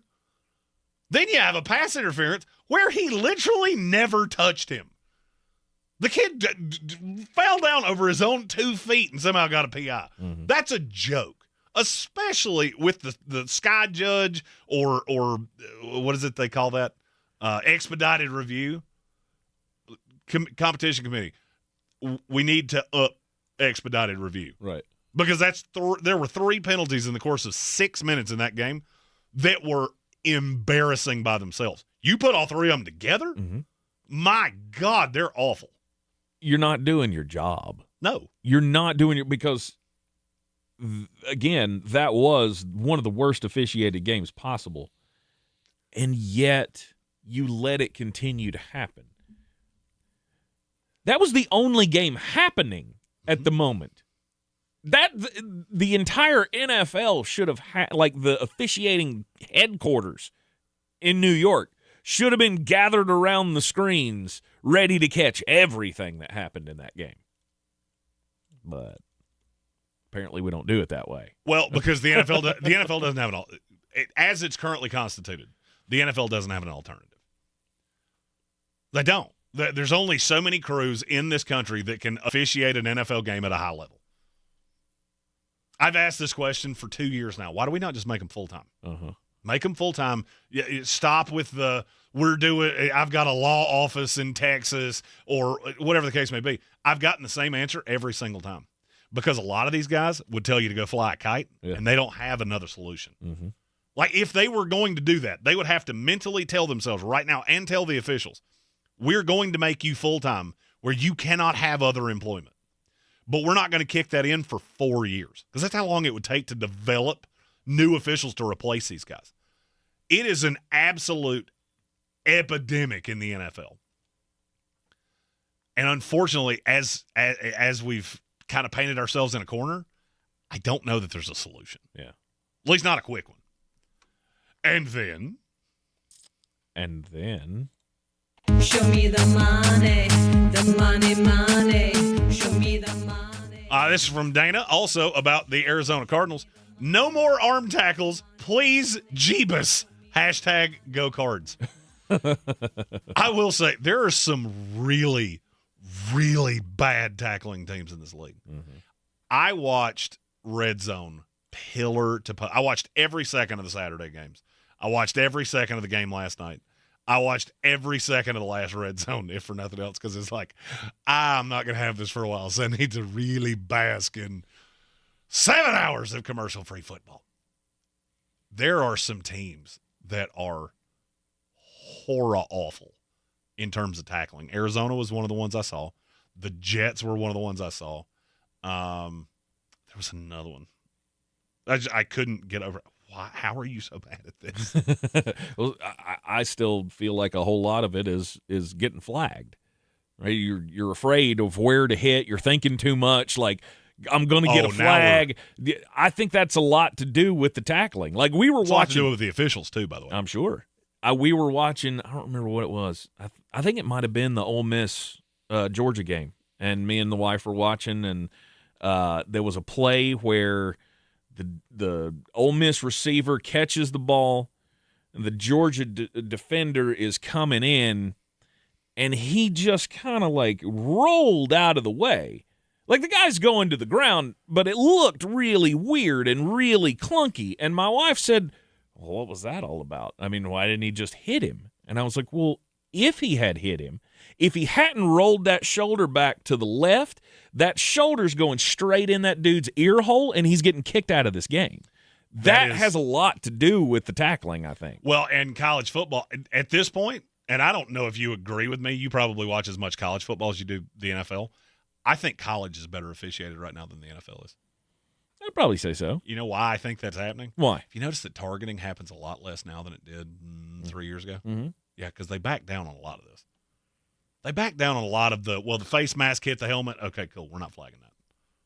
It's a football play. Yeah. Because the football people got involved and went, there's absolutely no way to do what you're asking them to do. Mm-hmm. The NFL to me is really simple. You just have to do it. And I get it that what I'm getting ready to say, it makes the old hats very uneasy. You've got to give that over-the-top sky judge, you've got to give him some more teeth.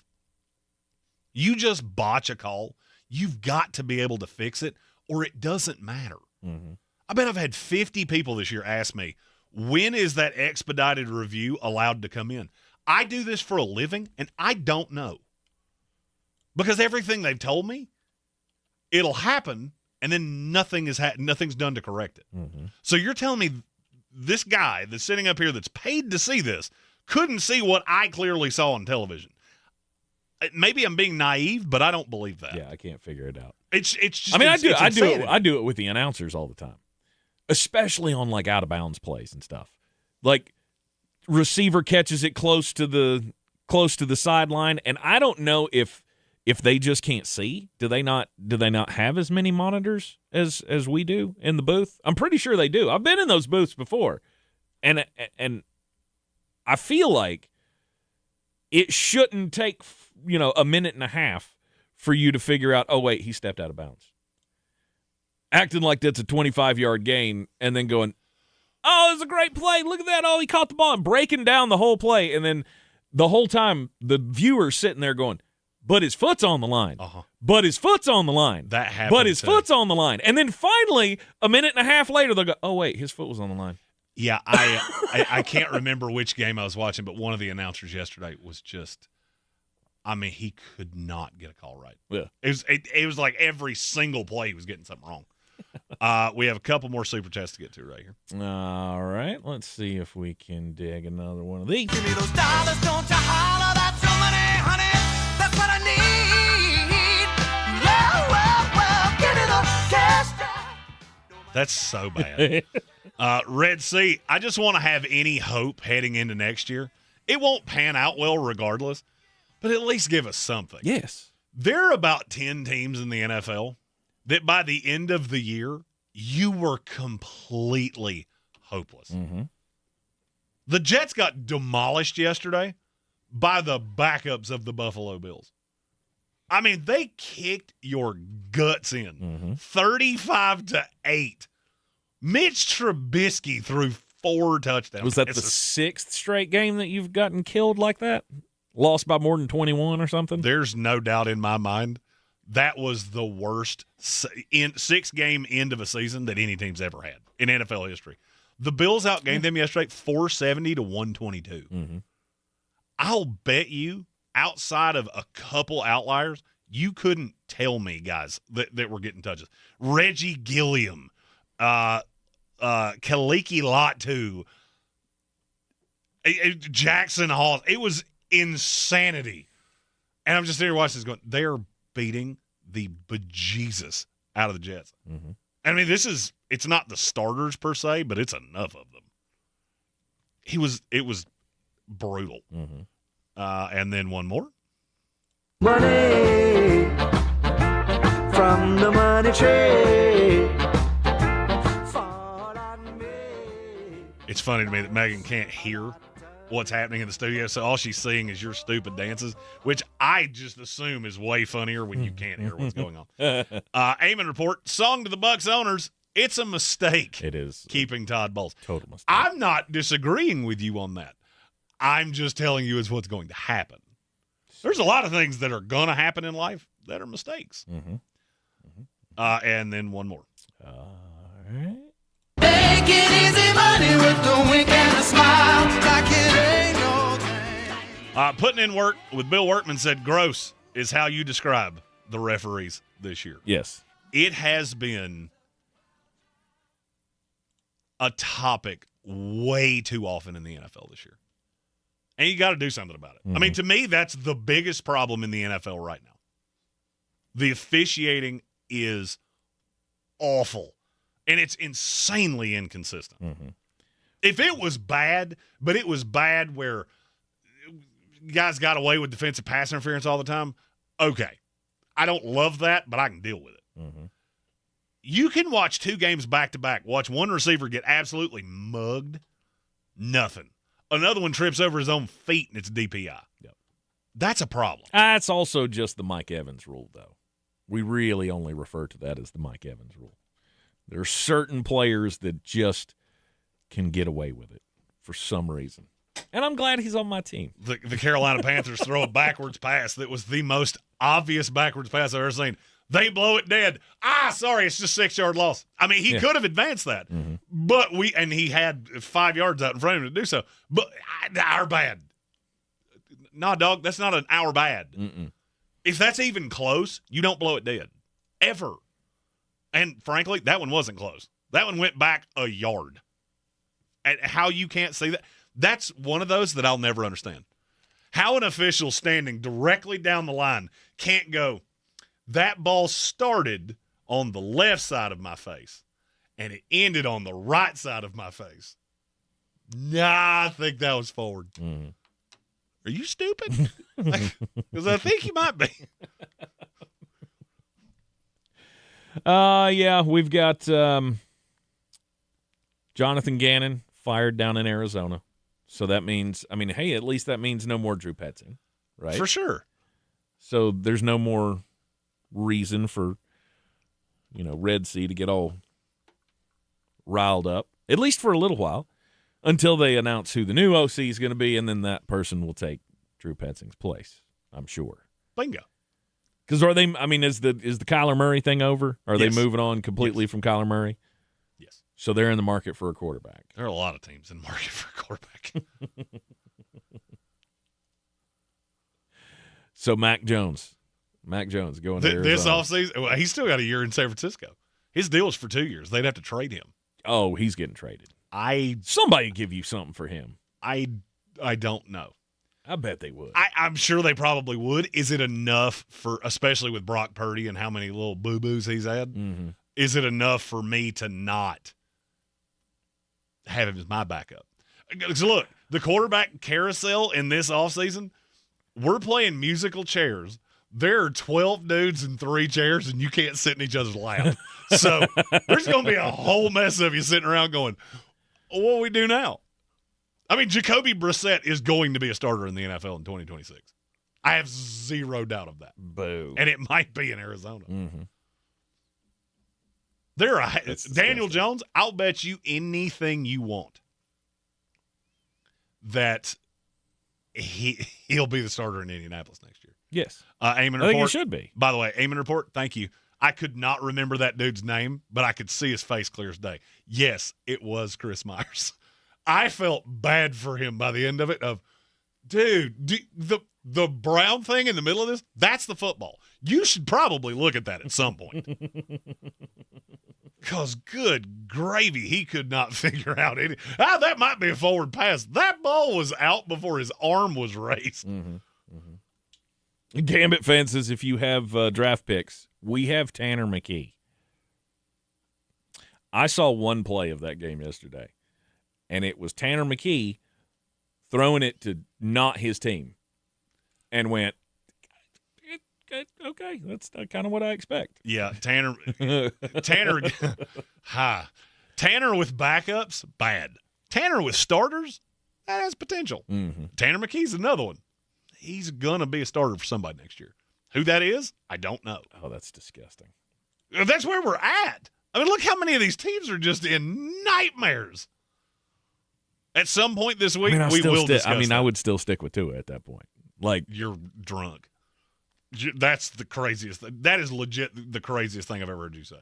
If you bring back trading for like Tanner McKee, I don't care if you have to give up a first-round pick for Tanner McKee, and you have to pay Tua $100 million to go away. Oh no! Where's my bell? Oh, there it is. It's hidden behind my coffee cup. Louder bell. Do it. Do it immediately. No. I think you remember that commercial that we had when we were kids that they'd show the egg and they'd go, "This is your brain," and then they'd crack it in the hot skillet and go, "This is your brain on drugs." Think the same thing, but the pan's a lot hotter to it. Mm-hmm. Yeah, you cannot bring him back. Cannot do it. Every other quarterback could get abducted by space aliens, and you have to start. Ooh, what's the worst name I could say? Max Brosmer as your Clayton Tune. I'll do that over Tua Tagovailoa. That's tough. All right, you're in the Sportsocracy. This is ESPN Asheville. ESPN Asheville. Your mountain weather forecast. For a January afternoon, not bad. Actually exceptional. Today, mainly sunny. I'm going to park it right at 60. Tonight, some clouds, upper 30s. Tuesday, we'll have sunshine and get into the upper 60s, maybe about 67. Wednesday, still mild and still sunny.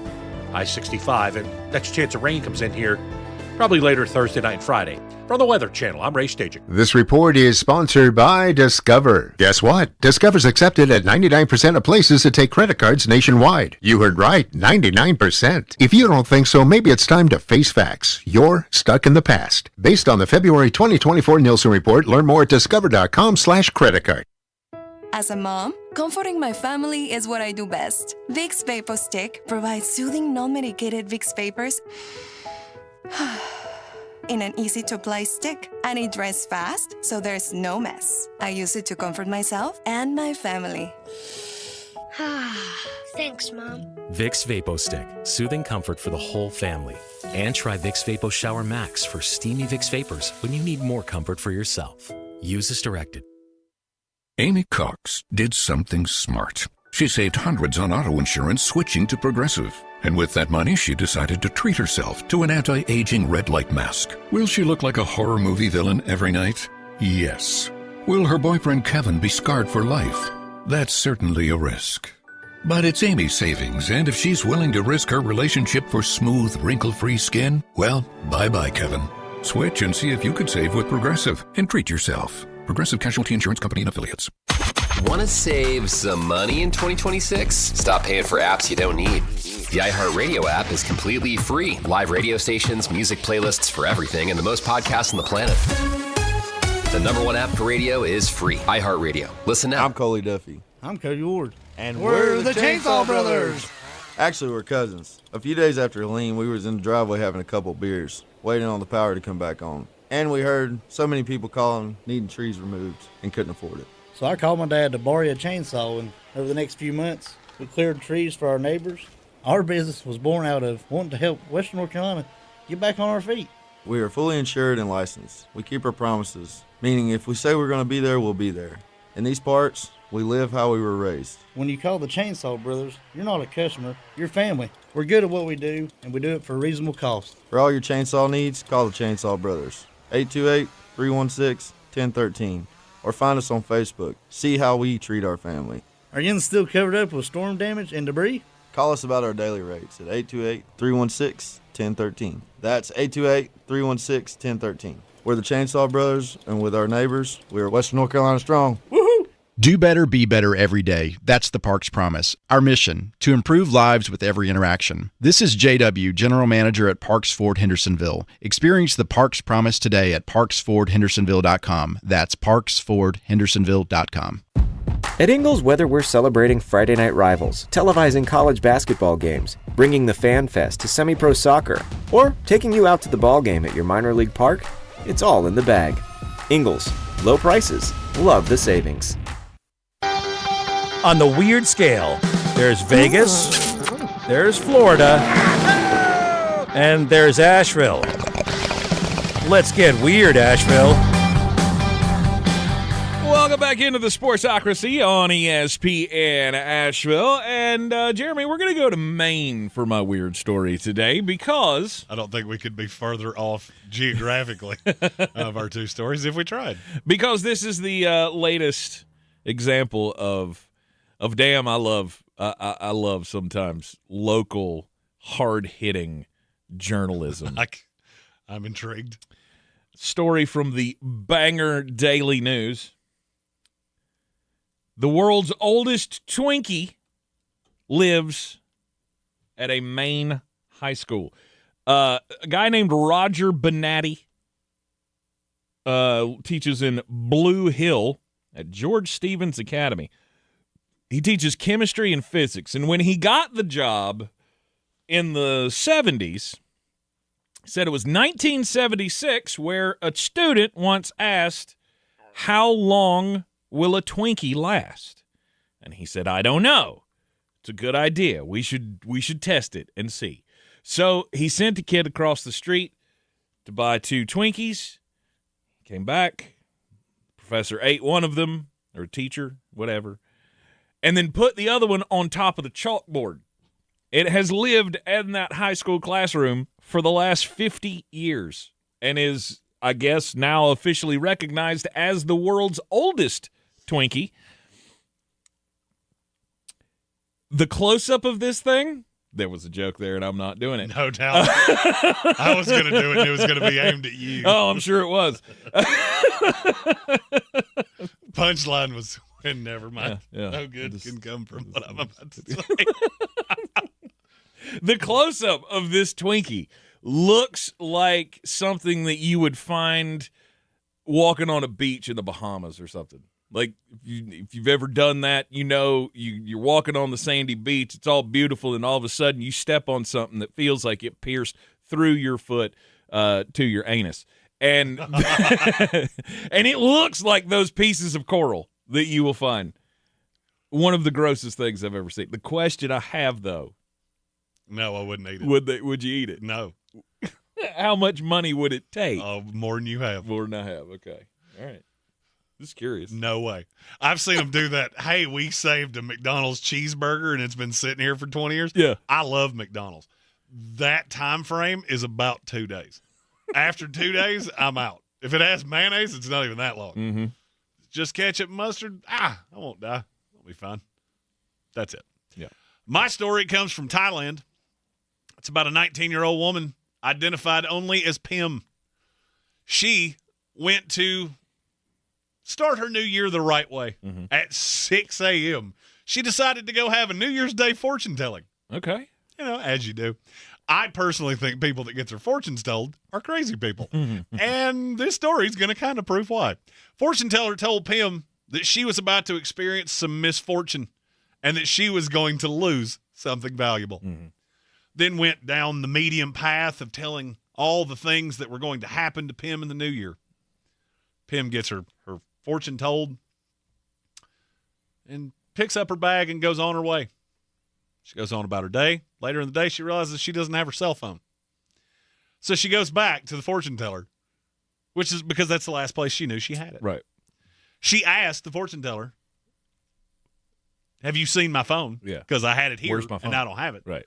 And the fortune teller went, see, I told you. I am a great fortune teller. I told you would lose something of value. Yes. Well, apparently the woman then became quite irate to the point that the cops were called. Mm-hmm. The cops were called, and it was at that point that one of the cops showed up and did what I would have thought would have been the first thing that you did. They called it. Call a phone. It was in the fortune teller's bag. Yep. So the fortune teller, John Edward here, went, you're going to lose something of great value, and then stole something of great value. That is not a profession. That is a crock. That is. That's crimes, and we don't do crimes. I just want to know, like, what went through your brain of, I got your fortune. I nailed it. You're going to lose something of great value. Thank you. I'll take that. Would have been like in my dating days. You meet a girl and you're like, hey, this is going well. Right. I can read your fortune. By the end of the night, you will be greatly disappointed. You would have thought she'd have seen that coming. Most of mine did, but not all. You're in the Sportsocracy, and this is ESPN Asheville. 92.9 FM, 880 AM, and 1400. The Daily Draft is coming up next. ESPN Asheville, your mountain weather forecast. For a January afternoon, not bad. Actually exceptional. Today, mainly sunny. I'm going to park it right at 60. Tonight, some clouds, upper 30s. Tuesday, we'll have sunshine and get into the upper 60s, maybe about 67. Wednesday, still mild and still sunny. High 65, and next chance of rain comes in here probably later Thursday night and Friday. From the Weather Channel, I'm Ray Staging. This report is sponsored by Discover. Guess what? Discover's accepted at 99% of places that take credit cards nationwide. You heard right, 99%. If you don't think so, maybe it's time to face facts. You're stuck in the past. Based on the February 2024 Nielsen report, learn more at discover.com/creditcard. Starting Monday, this is what you'll sound like after winning $1,000 in bonus bucks. Oh my goodness! Oh, nice. Get ready to win right here. Win $1,000 on ESPN Asheville. Looking for a career with stability and purpose? NC Department of Adult Correction is hiring correctional officers statewide with benefits, paid vacation, and opportunities to grow within the field. Learn more. Visit dac.nc.gov/cojobs. You know who's listening to the radio?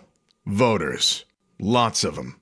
So if you're running for office, this right here, great place to reach them. And it's not like social media where people are just swiping through ads. With radio, they're engaged. Plus, it's 1/10 the time and cost of video. Don't just campaign. Connect with millions all over the country, even thousands in the smallest communities with radio. Be on the air in just 48 hours. Visit winwithiheart.com. That's winwithiheart.com. Mountain Graphics and Showtime Sports have teamed up under a new local owner to serve our community with the finest custom apparel and unique branded items at the best price. Mountain Graphics and Showtime Sports can customize whatever you, your team, or your local group may need with high-quality screen printing, embroidery, and laser engraving. Visit mtngraphicsavl.com or showtimesportsavl.com. That's mtngraphicsavl.com or showtimesportsavl.com for your local one-stop custom apparel shops. Real subjects, real talk, guaranteed human. Are we going to live under democracy or socialism? 2025 Edward R. Murrow Award winner for continuing coverage in a small market. News Radio 570 WWNC. This football season, Bear Smokehouse Barbecue is where the fans feast.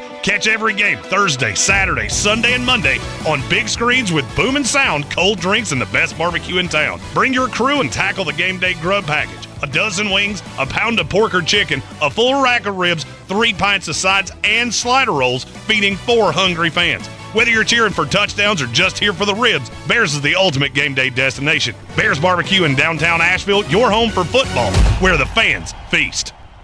Clarissa sells WNC as the #1 team in Buncombe County. We have the customer service experience to assist you in achieving your real estate goals. Our team offers something that 90% of listings in our market won't have, Zillow Showcase. Check us out at clarissasellswnc.com. This is J.W. Whitley, General Manager at Parks Ford of Hendersonville. Our value of commitment. Committed to you as our customers and the community that we serve to do better, be better every day. That's the Parks Promise. Experience the Parks Promise today at parksfordhendersonville.com.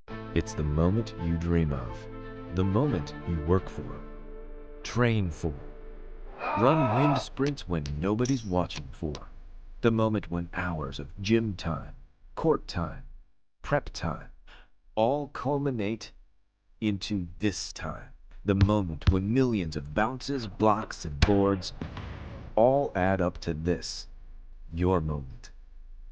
Ingalls, we're with you every step of the way. Sure, you know Appalachian Motor Coach is the official shuttle sponsor of the Living the Dream Tailgate Tour. But did you know that they can get you anywhere in style? Weddings, bachelor or bachelorette parties, corporate gatherings, family reunions, Appalachian Motor Coach makes the ride part of the fun. Luxury seating, climate control, and none of the stress of parking or driving. Appalachian Motor Coach gets you there relaxed, on time, and ready for the party. For more information, visit them at AppalachianMotorCoach.com. Appalachian Motor Coach, the best memories start on the ride. From the Ingalls Studio, WPEK Fairview, WMXF Waynesville, W225CJ Candler, an iHeart radio station, guaranteed human. Live from the Ingalls Studio. I can't wait to play with myself every day. The Sportsocracy. Damn the devil to hell! Let the big dog see! Let him on the field! Come get you some of this. Fire them cannons! By golly, put more powder in those things. He couldn't take any more disappointment. Oh my God. The Jets killed him.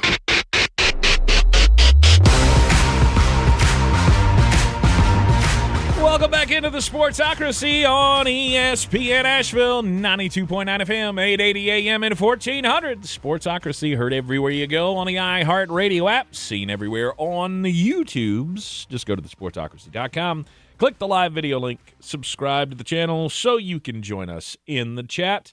Welcome into today, as it is Black Monday. Black Monday. We've had 5 firings in the NFL. 4 new ones. We're to 6 or total. 6 total, excuse me. We already had 6 2. head Had coach 4 today. openings. Just a couple of GM openings.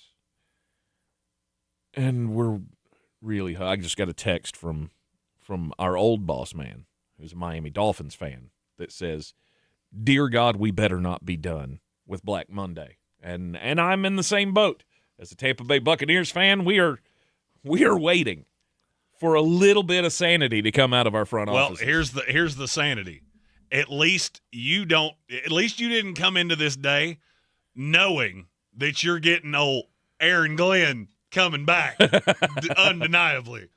I knew it before I took my head off the pillow this morning. I mean, at least I could look forward to a high draft pick if that were the case. Yeah, look, you want me to make you feel better? Here we go.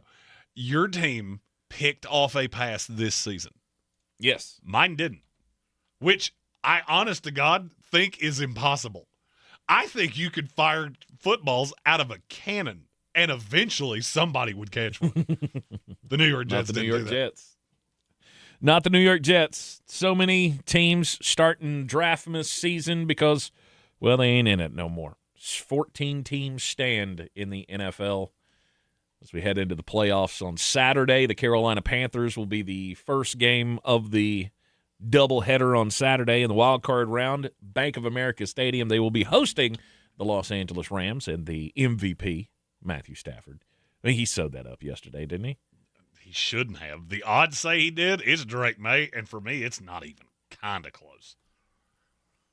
If you watch the games, Matthew Stafford hasn't been that dude for a month. Oh, he beat up on the Cardinals. Awesome. Who didn't? I mean, I'm not trying to take a shot here, but if it was definitively Drake May a week ago, Drake May did just fine for what he needed to do. It's still Drake May. I think the odds are insane.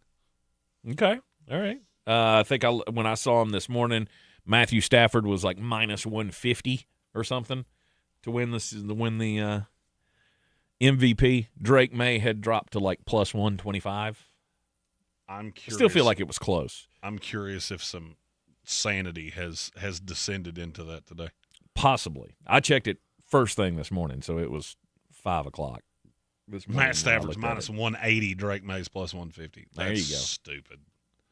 I almost want to bet Drake May right now for a lot. You think the voters are going to go that way? The one caveat that I can't give you is that Drake May's 23 and Matthew Stafford's 37. Yep. That's the thing I can't answer. If we're voting on the most valuable player, it's Drake May, or wait a minute, I did that wrong. Nope. Drake May, and then May, Drake. Very distant fourth is Matthew Stafford. Sorry, one of you has Puka Nacua and Devontae Adams, and the other one has Stephon Diggs and Pop Douglas. Mm-hmm. Yeah, there's a difference there. I don't really think I need to tell you that, but apparently I Matthew do. Stafford's getting this award. It's his turn. It's Drake May's too young. It's his turn. Yeah. It's his turn. God, go back to baseball. I hate when you say things like, it's his turn. It is. Watch how it goes. I didn't say that's not how it's going to go. All right. Thank you. I said if we're voting on the most valuable player, it's Drake May by 800 miles. For you. For anybody that watches this. Mm-hmm. Take Drake May off the Patriots. Where do they finish? 4-13? Maybe. Take Matthew Stafford off the Los Angeles Rams. You still have Jimmy freaking Garoppolo behind him. And guess what? Yeah, we still could have won 6 games. Oh, no, they would have still made the playoffs. The Rams would have still made the playoffs with Jimmy Garoppolo. I will die on that hill. Because Matthew Stafford was very, very good. I'm not trying to diminish him.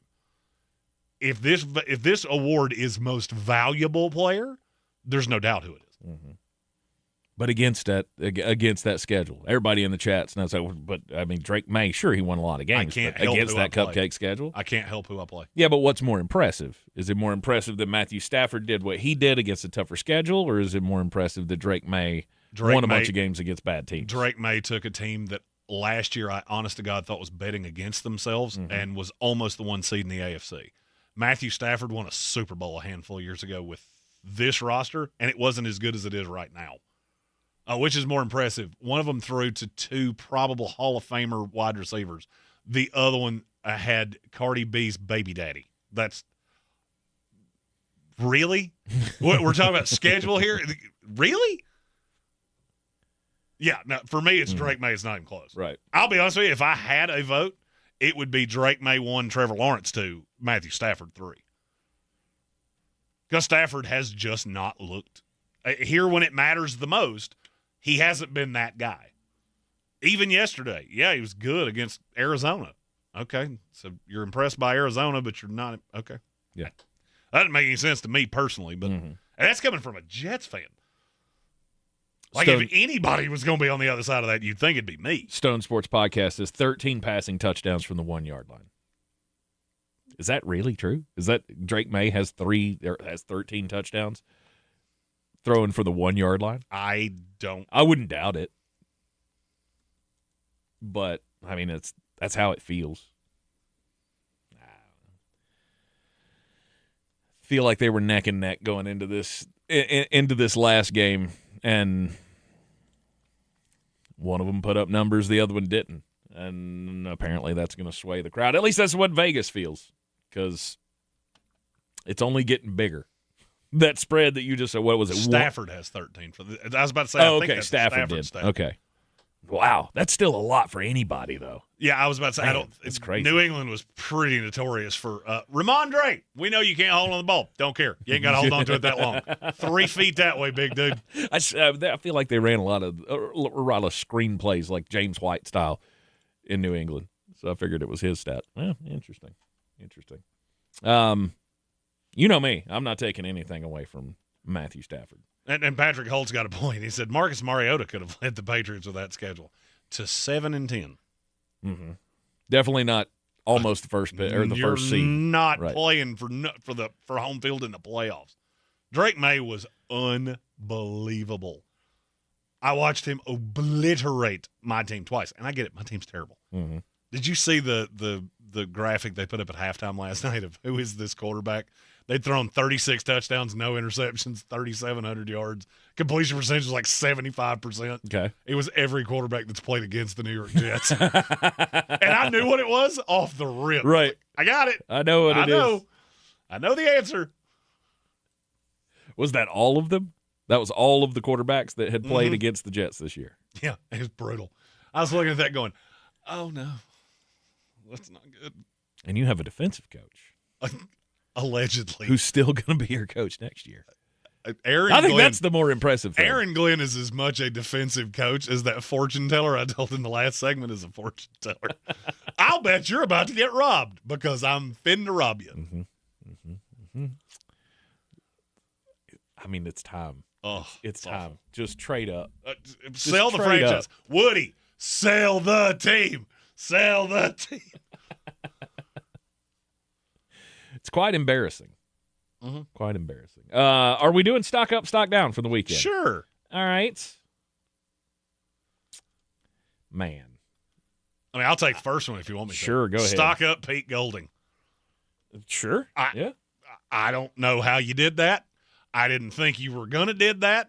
And then when you did do that, I still was sitting there going, what did I just watch? How did you do that? What did I just watch?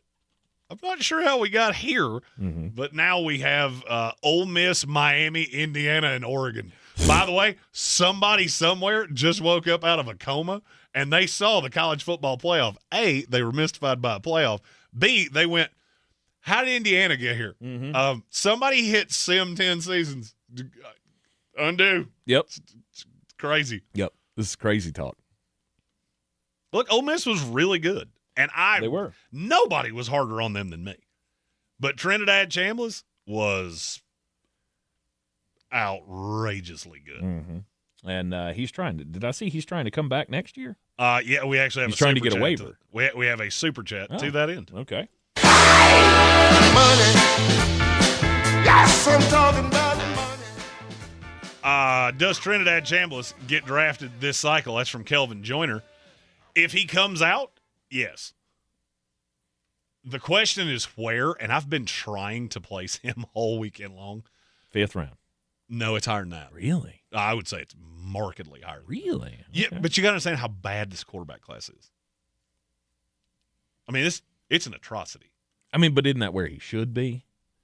Do you see NFL quarterback when you look at Trinidad Chambliss? Because I don't. I mean, I look at a fun little gadget thing that might be cute coming off the bench. But why do you say that? I don't know. I don't know. What's the discernible difference between him and Jackson Dart? This is, by the way, this is me. I'm willfully playing stupid here. Discernible difference between him and Jackson Dart. I don't know. There's not much of one. I mean, Jackson Dart was bigger, but I mean, Trinidad's really fleet on his feet. He didn't turn the ball over much. He was really good throwing it down the field. Depth of target was light, but I mean, that's in that offense. It's always going to be that way. Could be. It looks like a college quarterback to me. If you told me I could have Ty Simpson or Trinidad Chambliss, it's Chambliss. It's not close. Sure. It's I don't hold much not hope even, for him either. It's not even kind of close to me. If Chambliss came out, he would be he'd either be my 3 or my 4. I haven't gotten that far down the rabbit hole because I think he is coming back. Okay. He would either be my 3 or my 4. The question is, would I have him or Aller? Because if he's that high, why wouldn't you go? If he's that high and he's possibly going to be drafted in the 2nd round, because if he's that high on the prospect list at quarterback in this class, somebody will take a stab on him. Oh no, somebody definitely snatch him up in the 2nd round. I'll go out on a limb. I mean this. There's a possibility he would go in the 1st round. Back into the 1st round by I in this class, especially if Dante Moore comes back. If Dante Moore comes back, it's Katie bar the door. It's Fernando Mendoza and then Trinidad Chambliss is the 2. He could be. Shoot. That is in the range of possibilities. That's how bad this class you talk is. about an all-time bad quarterback draft class. Have you looked at the quarterbacks that we're going to see between the Shrine Bowl and the Senior Bowl? Oh, I get it's it. It's like Luke Altmaier, Diego Pavia, just.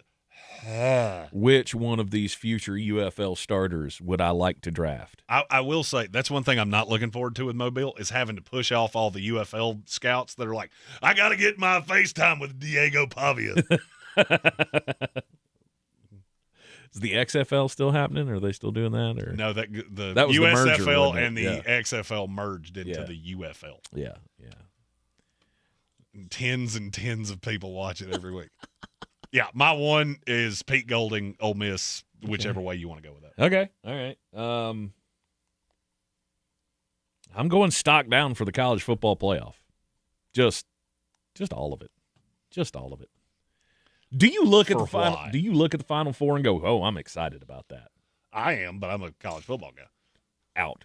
That's because you're a Georgia fan. Out. Your bias is you don't obvious. have a single program that I care about in this college football playoff. If you don't care about Oregon, then don't give a damn. We'll need you to explain that to me. They've never mattered to me ever in the national championship game within the last decade. Sure, I don't care. So did TCU, and I don't give a damn about them either. That's I look at this and go, there is nothing here for me. I hate Miami. Can't stand Miami. Never been able to. It's just like Florida State. It's an immediate turnoff of do not care. Oh, they're playing Ole Miss? Woo! That's fun. And then Oregon and Indiana on the other side. You could not have come up with a worse Final Four. It's going to rate higher than you would ever imagine. Shoo. It's going to rate higher than you would ever imagine. I don't have the numbers for it yet. Those will probably come down today, tomorrow, somewhere in there. I'll bet you the number is insanity. For what? I mean, Indiana, Ole Miss, Georgia. Ole Miss, Georgia might be. Sure. That might be the highest rated college football game we've had all year. I'll I'll be shocked if it even touches that with Miami. Oh, I won't. I will. I won't at all. I think you undervalue how popular Miami is. Miami's one of the 5 most popular schools in this country. Still? I mean, they were popular in 1995, I know. Absolutely. But does anybody care about them now? Oh, absolutely. Oh, I disagree. I feel like disagreeing that it's Monday, but okay. Yeah, Oregon's a really popular team nationally. Uh-huh. And I think this is where you're getting lost you're a college football guy, and you're going to watch it either way. Probably. The Oregon side, the Ole Miss side, the Indiana side, the Miami side, really all 4 of them, brings in a casual, especially that fan, the Michigan fan. I hate Ohio State. Awesome, Ohio State's not here. Mm-hmm. I'll watch it just out of spite that Ohio State's not here. Notre Dame's not here. Georgia's not here. Alabama's not here. On and on and on and on and on and on down the line. Now, do I think it's going to beat things we've done in the past? No. Mm-mm. No, I don't. I think there is also a possibility that these 2 games are really competitive, and you're going to see how much competitive matters. Okay. So maybe that drives a late number or something? Because I don't see either. I don't know about you. We didn't talk about this. Mm-hmm. I don't see either of these games as a blowout. One's a 3-point spread, one's 3.5. And I'll be honest with you, I would be remiss to put money on either one of them. Mm-hmm. I know where I'm leaning. Mm-hmm. And I have one huge lean. I'm scared, but I'm wagering it. And I'm wagering it hard. I just feel like this college football playoff could not have gone worse.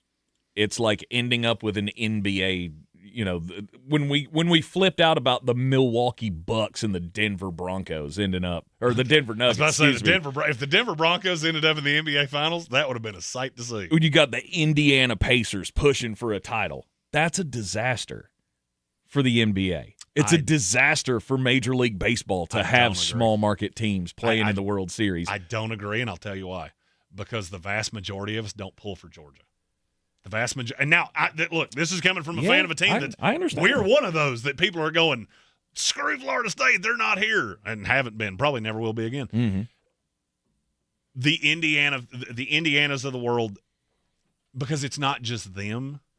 You're looking at the Texas Techs, the TCUs, the Houstons, the Arizona States. I can do this for a while. Mm-hmm. And they're looking at Indiana going, we can do that. Sure. We can do that right there, especially if you really believe in your coach. Sure. Arizona State, they really believe in Kenny Dillingham. Mm-hmm. They believe they are one real good portal cycle away from being that team next year. And but does that make them watch the game? Yes. Is the question. Yes. I'm telling you, right. I think those numbers are going to be stupid. And the story will be, well, they were 2 million lower than last year. Of course they were. Because every Ohio State and Georgia fan, which you are, pouted and didn't watch.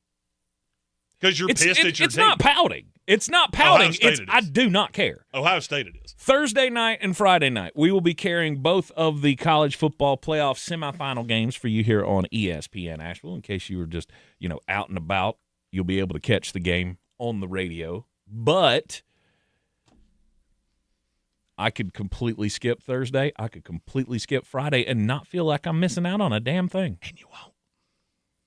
Huh? And you won't. Well, no, because it's the only thing on. Because they were smart. If they'd put this on the weekend against the NFL playoffs, I wouldn't watch a single second. Why would I do that? I know you wouldn't do that, but that's what I'm saying. In the grand scheme of things, nobody cares about these things except for the fans of those teams. See, this is so different than – and I've talked about this before. Cinderella's in the NCAA basketball tournament. Yeah, you're right. We don't want to watch VCU because that's not higher-level football. I watched every one of these games. That's 4 best teams in the country that are left, period. And to me, it's not even debatable. That is the 4 best teams in the country that are left. And that's what I want to watch. I like that you got here. I like that we got 3 teams here that have never won a national title. One of them that hadn't won one in 20-some-odd years. I'm good with that. You know what I don't want to see? I don't want to see Georgia, Alabama, Ohio State, and Notre Dame. I just don't want to see it. I don't care. I've seen it. I've played it. I've gone down the rabbit hole. What I never want to see in this playoff ever again is a team like Penn State getting SMU and Boise State to get to Notre Dame. You talk about not caring. I couldn't have cared less about that game if I tried because I knew neither one of them were all that good. If you're a top 12 team in the country, you deserve to be here. You haven't beaten a top 12 team to get here in Penn State, and you pushed them as far as they could go. It didn't mean squat to me. We're not done by any stretch of the imagination, but we're close. I do feel like we've got the right 4 teams, and personally, I'm very excited about it. Wow. My top 10, 7 of them are playing in these games. My top 10 of the draft, 7 of them are playing in these games. Gotcha.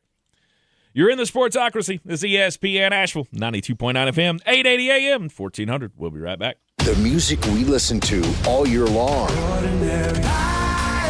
The anthems that were our soundtrack for 2025. And the stars who made the songs we love. Will all be celebrated. Let's get it started. March 26th, live from Los Angeles. Coming back to Fox. Be here as our 2026 iHeartRadio Music Award nominees are announced Thursday at 9 a.m. News has never been so important. We've got breaking news from Capitol Hill. And iHeart makes it so easy to stay in the know with 24/7 news on iHeartRadio. A major breakthrough in medical research. Live around the clock, so you're never more than 3 minutes away from the stories that matter most. Extreme weather is impacting millions. 24/7 news, right at your fingertips with the free iHeart app, where you can now make 24/7 news a preset for even quicker access. 24/7 news on iHeartRadio. This is J.W. Whitley, General Manager at Parks Ford of Hendersonville. Our value of commitment. Committed to you as our customers and the community that we serve. To do better, be better every day. That's the Parks Promise. Experience the Parks Promise today at parksfordhendersonville.com. Sure, you know Appalachian Motor Coach is the official shuttle sponsor of the Living the Dream Tailgate Tour. But did you know that they can get you anywhere in style? Weddings, bachelorette parties, corporate gatherings, family reunions, Appalachian Motor Coach makes the ride part of the fun. Luxury seating, climate control, and none of the stress of parking or driving.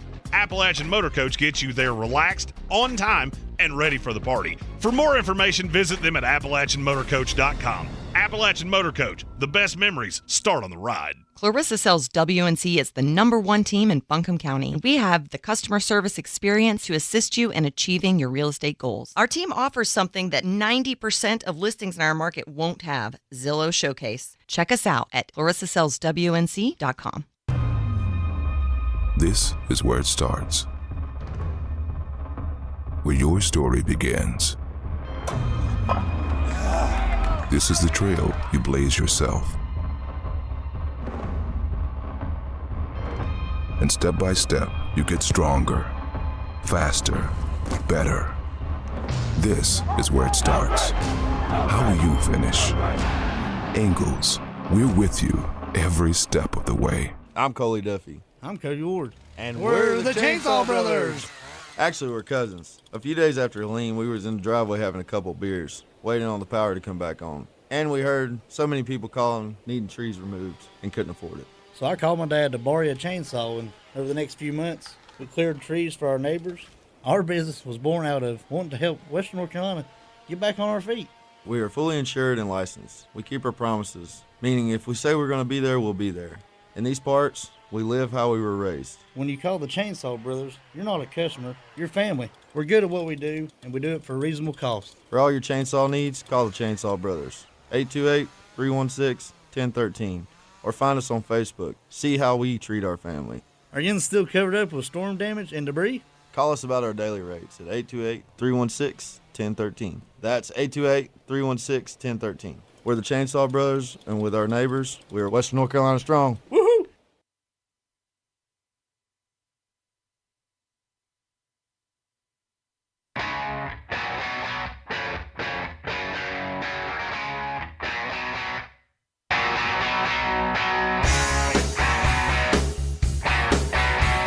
The Sportsocracy. You are a regular nuclear meltdown. You better cool off. Welcome back in to the Sportsocracy. It's ESPN Asheville.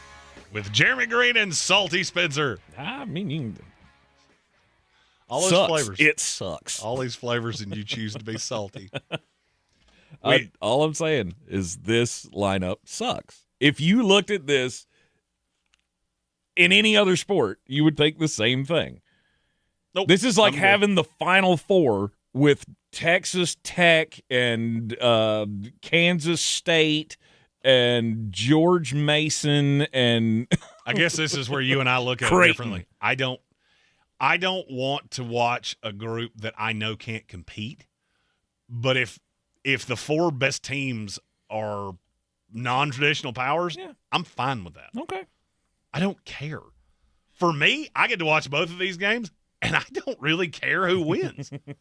I get to watch great players at the highest level of their sport. There are probably 60 draft prospects between these two games. For me, this is a bonanza. Mm-hmm. I'm going to sit in my office watching these games with a notepad, a tablet. I will be full locked in nerddom. Good job. For 2 full nights. Good for you. I might watch Landman instead. That's where I'm at. I heard the new episode's not awesome, but it's pretty good. We watched it last night. Don't tell me I haven't seen it yet. No, it's pretty good. We do have a handful of super chats to get to. All right.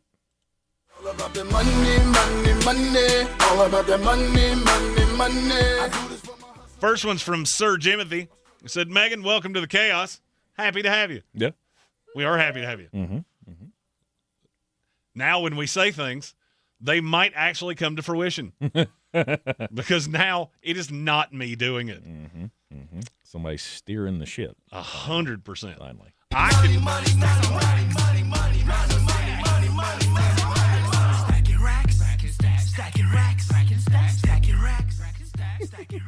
That little chipmunk dance you do is terrible. Yes.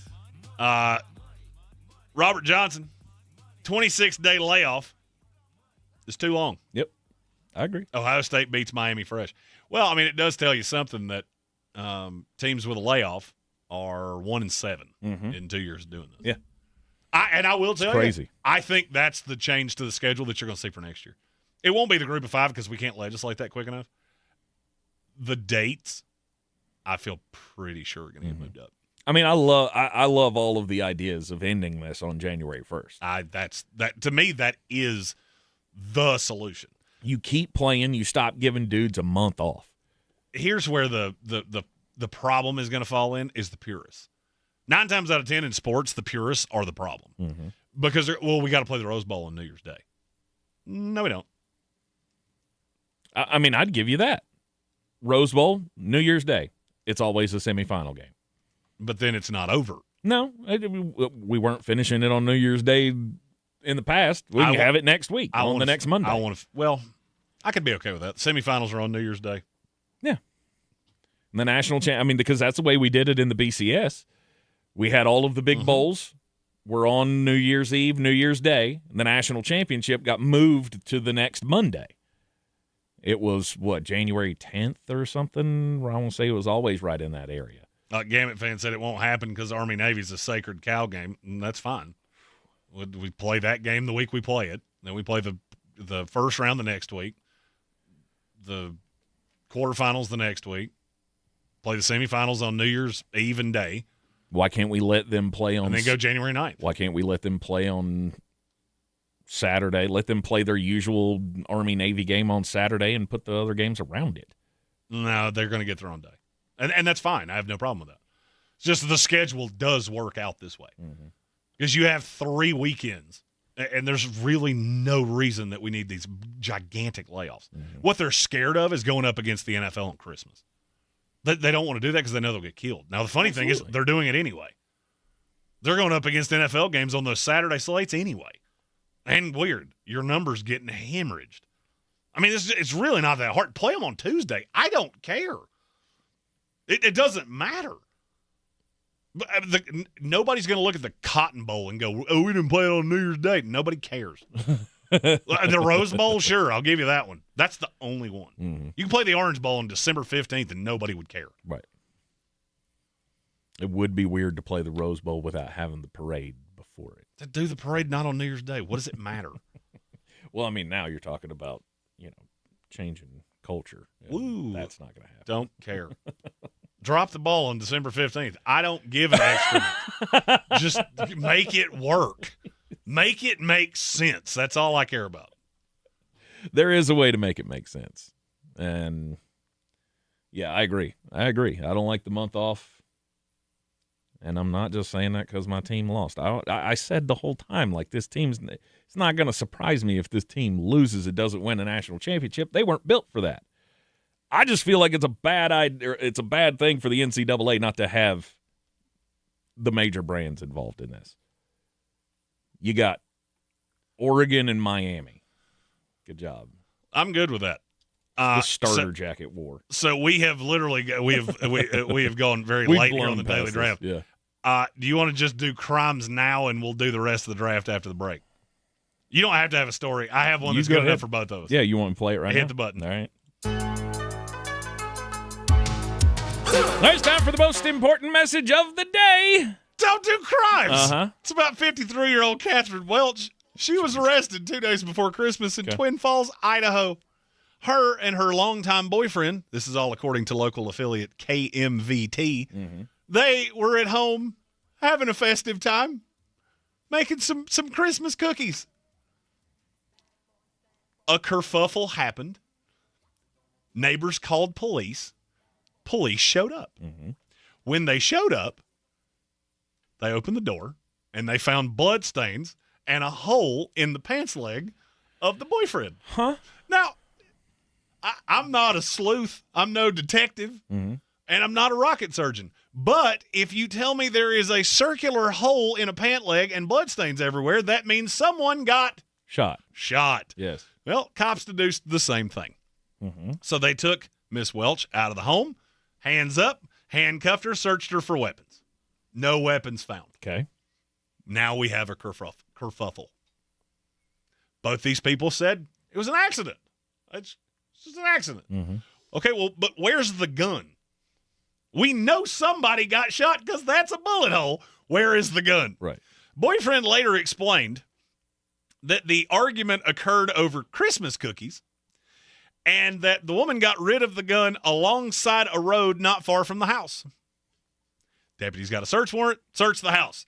What would you guess that they found in the house? A gun. They did find a casing, but no gun. Okay. There's another word that you should be looking for here. It could either start with a D or with an N. Recreational drugs. Gotcha. Okay. They found possible drugs and paraphernalia. They tested the drugs, presumptively for methamphetamine. which is not that weird until you realize where the methamphetamine was. Okay. So they were mixing up Christmas cookies. Mm-hmm. They found the meth residue beside the batter for the cookies, which raises my question, were we or were we not making meth cookies for Christmas? Bingo. I think so. I just would like to know how did that argument go? I thought he was going to say, I'd just like to know how that tastes. No, okay. Pass. Jeremy wants to eat meth. Look at this. Nope, pass on that. There we go. I would like to know, how does one get shot while cooking up a batch of meth cookies? Mm-hmm. Did Miss Welch, put too much in the batter? Hey, Arlene, that was my share for tonight. She put them in them damn cookies.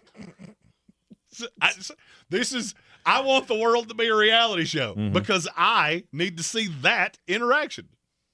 Just making meth cookies. It turns into an argument. Now, this is just me being me. Mm-hmm. There are a lot of people that do really stupid things. We talk about them in this segment all the time. And I believe that if they just had a GoPro on their head at all times, they could make some hilarious videos. Because this, in my head, is hilarious. Mm-hmm. You put my meth in the cookies. Bang, bang, bang. Oh, yeah, bet you shut up now, Dale. Merry Christmas, stupid. See, to me, that's comedy. That's at its finest. Sure. You're in the Sportsocracy. This is ESPN Asheville. Look forward to the next theatrical release of Meth Holiday. Christmas methed up. No good can come from what I'm wanting to say right now. So we should jingle out. You're in the Sportsocracy, and this is ESPN Asheville. ESPN Asheville. Your mountain weather forecast. For a January afternoon, not bad. Actually exceptional. Today, mainly sunny. I'm going to park it right at 60. Tonight, some clouds, upper 30s. Tuesday, we'll have sunshine and get into the upper 60s, maybe about 67. Wednesday, still mild and still sunny.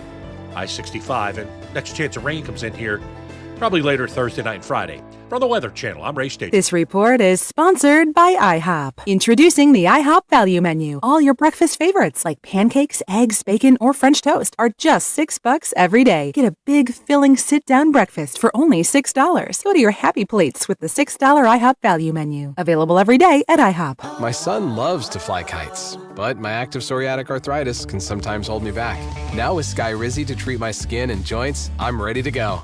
Skyrizi, risankizumab Riza, a prescription-only 150 milligram injection for adults, helps with less joint pain, stiffness, swelling, and fatigue. For those who also have plaque psoriasis, 90% clearer skin is possible with just 4 doses a year after 2 starter doses.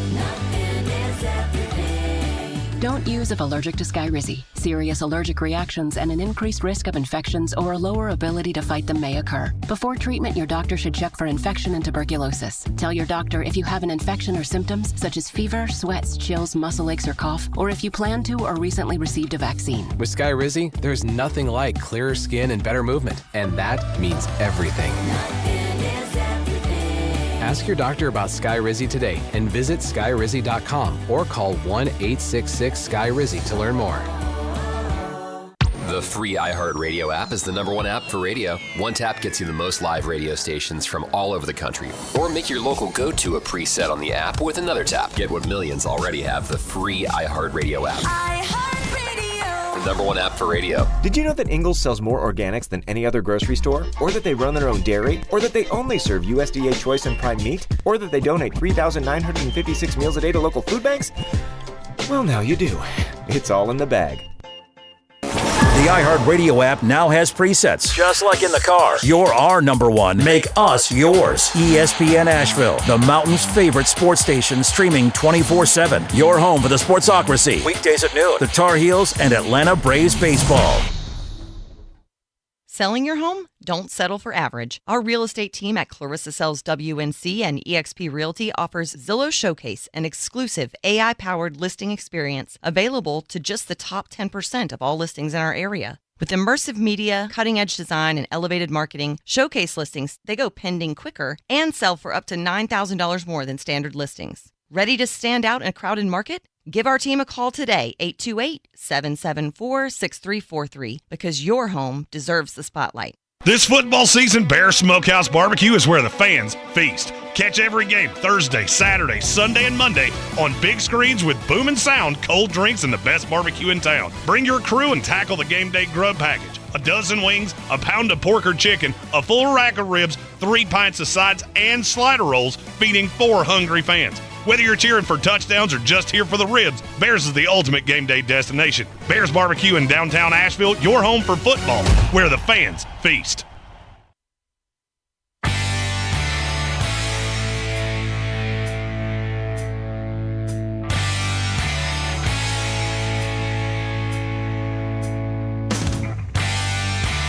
The Sportsocracy. What are you people? On dope? Welcome back into the Sportsocracy on ESPN Asheville. It's a Black Monday.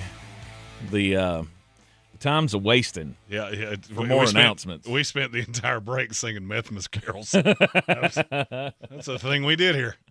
I think you're right. I think we do need a whole series. A whole TV series for next holiday season should be just Father Methmas.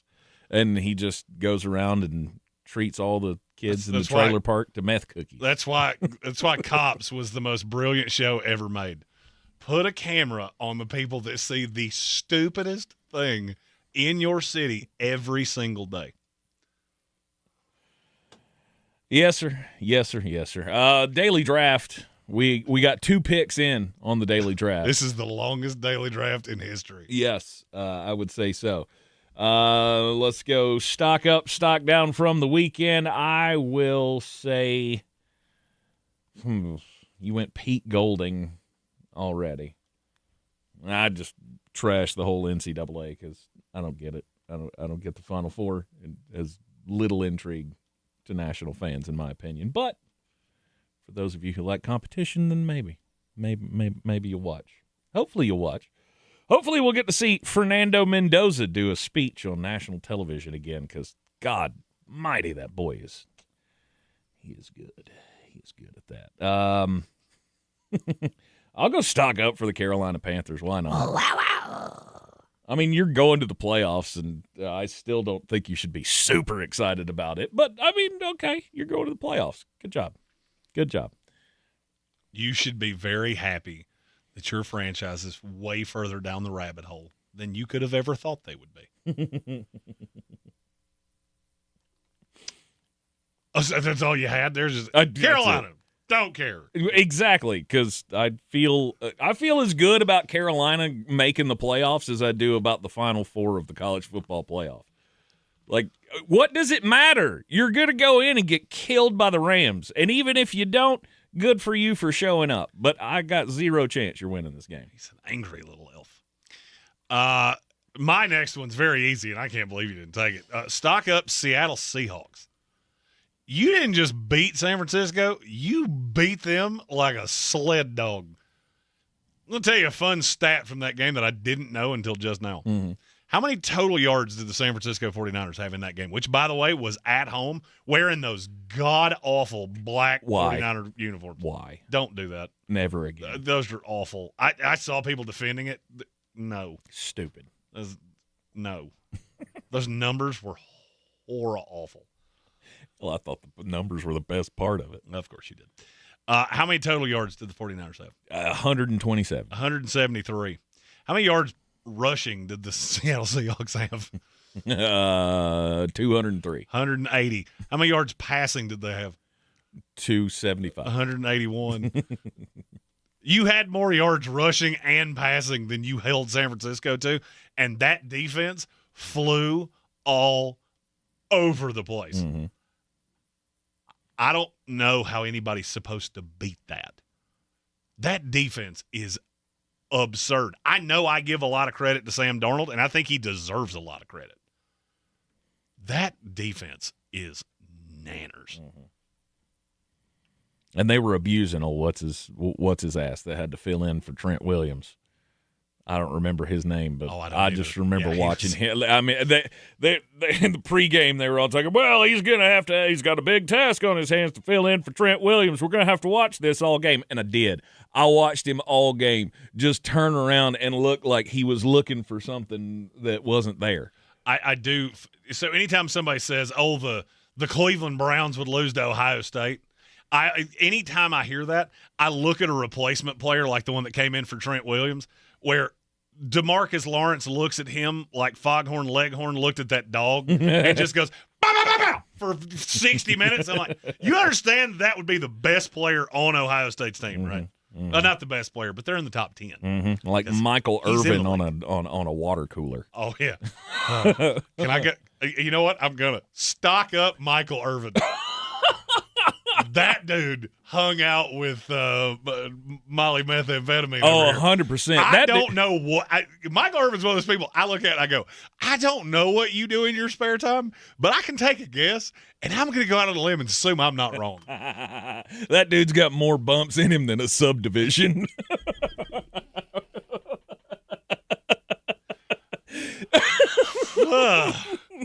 There's a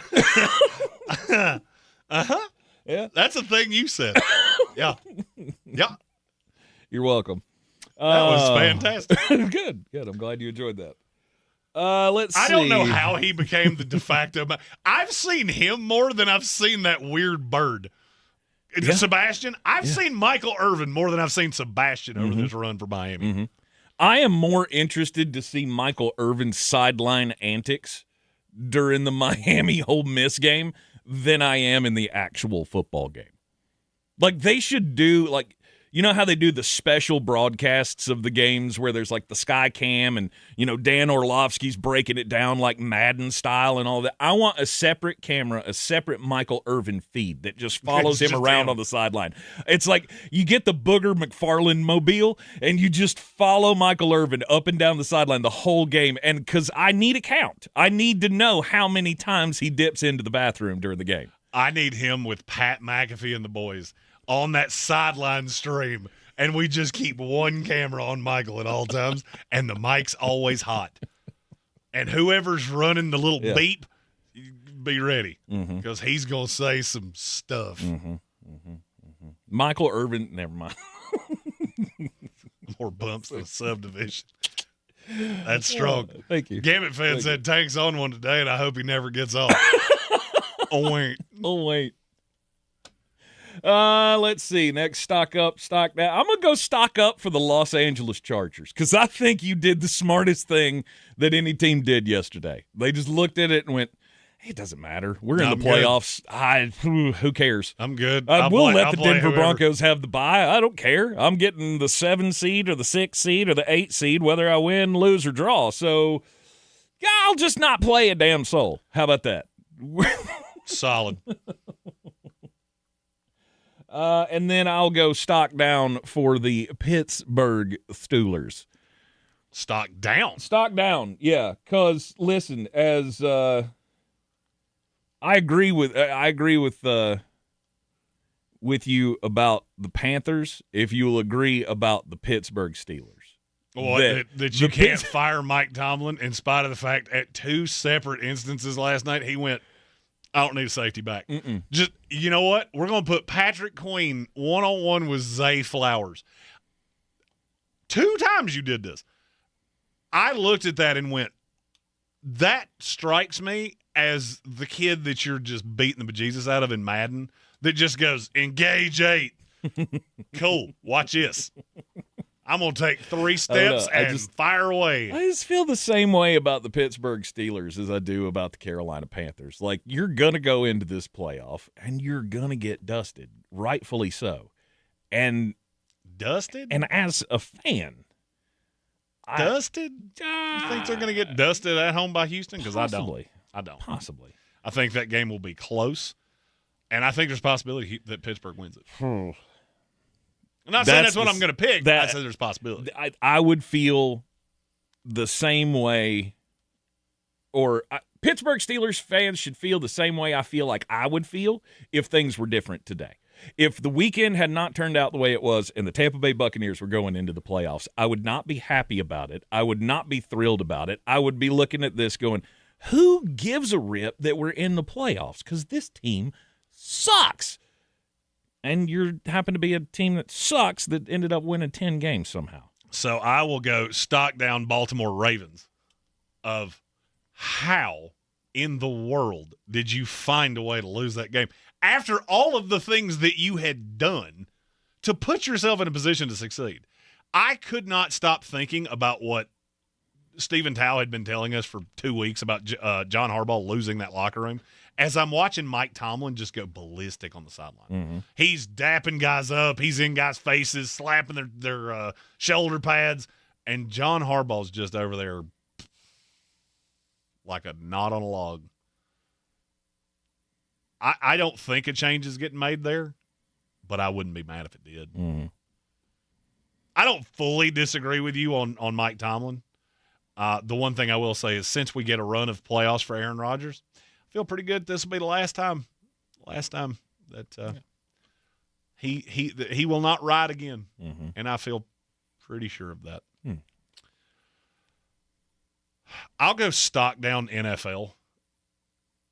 Just the sheer fact. The officiating. Just all of it. The combination of all of it. The officials in the Carolina Tampa Bay game, how big of just a turd offensively you got Saturday night. Then you get a really good game between Pittsburgh and Baltimore. But I don't know if I was the only one that felt this way. I kept looking at it going, neither one of these teams are any good. Mm-hmm. Like, I get it. The game's good. Awesome. It's a great way to end the season. Neither of these teams is any good. And then you add that to the way that you stacked all of this. You stacked the schedule where Carolina and Tampa Bay play first, two smallest markets of the six playing in the premium games. But then that means you leave it up to Atlanta and New Orleans to decide who wins this. And you should really have seen that coming. The two standalones should have been Pittsburgh, Baltimore, San Francisco, Seattle, because that's the one that didn't need something else. Mm-hmm. You scheduled it wrong. And it was really predictable, too. Now, I only say that because I think he predictabled it. Tampa Bay's going to win, and then Atlanta's going to knock them out of the playoffs. It's the only way it could have finished. It's the only way it could have finished. Now, that's glass half empty. If you want to see glass half full, take out Panthers-Rams. What is the combined spread of the other 5 games in Wild Card Weekend? What? 14 points total. Wow. Add them all together, 14 points. Mm-hmm. Less than 3 points per game. Then you get to Panthers-Rams, which is a 10.5-point Rams lean. And I am curious to see where that money ends up come Friday. You think there could be a repeat of 6 weeks ago, 7 weeks ago, whenever that was, 6 or 7, somewhere in there, of when the LA Rams came to Bank of America Stadium and frittered one away, I guess we'll say. Oh, good Lord. I'm going stock up for the Atlanta Falcons. For firing Raheem Morris, but not only for firing Raheem Morris, but going the extra step of realizing that all of this is trash. All of it. From Rich McKay being the CEO of the team to Terry Fontenot being the GM, Raheem Morris as the head coach of this team. They just looked at it and went, screw it, we're undoing all of it. There's news that they're bringing in Matt Ryan to be the president of football operations. Try anything. When you get to this point where you feel like you have a talented team that could make some noise, you have to find the coach. And stock down for the Tampa Bay Buccaneers for it being 3 o'clock in the afternoon on Black Monday, and they still have not made this call. It'll be 3 o'clock tomorrow. They still won't have. It's not going to happen. Stupid. I hate to be the bearer of bad tidings. Absolutely stupid. But it's not going to happen. If your coach is not fired right now, we almost always get one stray that's like a day late or really late on Black Monday. I'm not sure we're going to get that this time. but I will tell you it's not going to be Tampa Bay. Mm-hmm. Feel very, very sure of that. Stupid. I got one left. Mm-hmm. I'll go stock up Indiana. Kirk Cignetti. Not only do you get to the college football semifinal, then you went out and just absolutely crushed the transfer portal, which means you're probably going to be here again. I get it. You don't like non-traditional powers. Mm-hmm. Indiana's that's a supernova because you got the best coach in the country.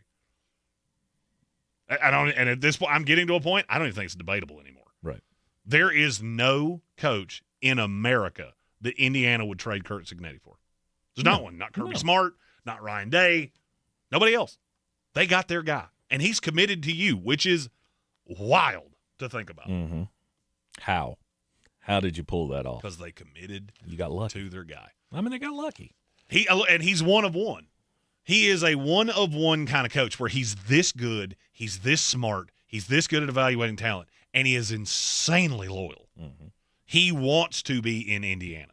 He's not looking for this to be a stepping stone to get him to Ohio State or get him to Michigan or get him to wherever else. He wants to be here.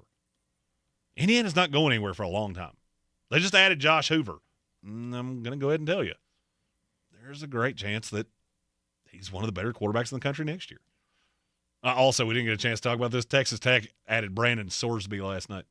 Number one transfer portal commitment, quarterback to Texas Tech. Mm. I have it on good authority that roster is going to be considerably more expensive next year than it was even this year.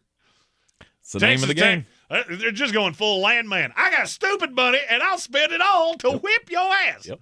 You are in the Sportsocracy, and it is ESPN Asheville. Tomorrow, join us right here at noon. We'll be back as Power Rankings Tuesday. Or no, we're going to do something a little different tomorrow. Okay. I haven't quite figured out what that is. Oh, yet. okay. I thought he had a plan. It's one of those things that you say when you got some. No, you remember that thing? Plan. But okay. I don't steer this ship anymore. Sure. I'm merely a passenger. Mm-hmm. I have a Mai Tai in my hand and my feet up on the side. I'm just looking at the fish, laughing at the bubbles. You're in the Sportsocracy. It's ESPN Asheville. We'll see y'all tomorrow. ESPN Asheville, your mountain weather forecast. For a January afternoon, not bad, actually exceptional. Today, mainly sunny. I'm going to park it right at 60. Tonight, some clouds, upper 30s. Tuesday, we'll have sunshine and get into the upper 60s, maybe about 67. Wednesday, still mild and still sunny, high 65. And next chance of rain comes in here probably later Thursday night and Friday. From the Weather Channel, I'm Ray Staging. This report is sponsored by IHOP. Introducing the IHOP Value Menu. All your breakfast favorites like pancakes, eggs, bacon, or French toast are just $6 every day. Get a big, filling sit-down breakfast for only $6. Go to your happy plates with the $6 IHOP Value Menu. Available every day at IHOP. Starting Monday, this is what you'll sound like after winning $1,000 in bonus bucks. Oh my goodness! Oh, nice. Get ready to win right here. Win $1,000 on ESPN Asheville. Explore a career as a correctional officer. NC Department of Adult Correction is hiring with state benefits and paid vacation. Becoming a correctional officer can be a rewarding first step along a public safety career. Visit dac.nc.gov/cojobs. Your one stop for advertising? Call 844-844-iHeart. Now that a new year is here, start 2026 by showing your gratitude. iHeartRadio's Thank a Teacher, powered by Donors Choose, celebrating the incredible impact of public school educators. Nominate an outstanding teacher in your life who's gone above and beyond for their students to be among the winners of $5,000 to stock their classroom. Teachers give their time, money, and hearts to help students succeed. Help us say thank you to the educators shaping our future. Get all the info and nominate a teacher who goes the extra mile today at iHeartRadio.com/teachers. Welcome to the Ingalls Table, a delicious destination with recipes galore. Need to whip up a dessert, entree, side dish? No problem. The experts from the Ingalls Table take you through it step by step with expert tips and advice along the way. Find the Ingalls Table at ingalls-markets.com or swing by the store and pick up your free copy of the Ingalls Table magazine. And let's get cooking. Ingalls, low prices, love the savings. The Sportsocracy. Take all this, burn it, okay? Gasoline, kerosene, either one. Burn it. Selling your home? Don't settle for average. Our real estate team at Clarissa Sells WNC and eXp Realty offers Zillow Showcase, an exclusive AI-powered listing experience available to just the top 10% of all listings in our area. With immersive media, cutting-edge design, and elevated marketing, Showcase listings, they go pending quicker and sell for up to $9,000 more than standard listings. Ready to stand out in a crowded market? Give our team a call today, 828-774-6343, because your home deserves the spotlight. I'm Coley Duffy. I'm Cody Ward. And we're the Chainsaw Brothers. Actually, we're cousins. A few days after Helene, we was in the driveway having a couple beers, waiting on the power to come back on. And we heard so many people calling, needing trees removed, and couldn't afford it. So I called my dad to borrow a chainsaw, and over the next few months, we cleared trees for our neighbors. Our business was born out of wanting to help Western North Carolina get back on our feet. We are fully insured and licensed. We keep our promises, meaning if we say we're going to be there, we'll be there. In these parts, we live how we were raised. When you call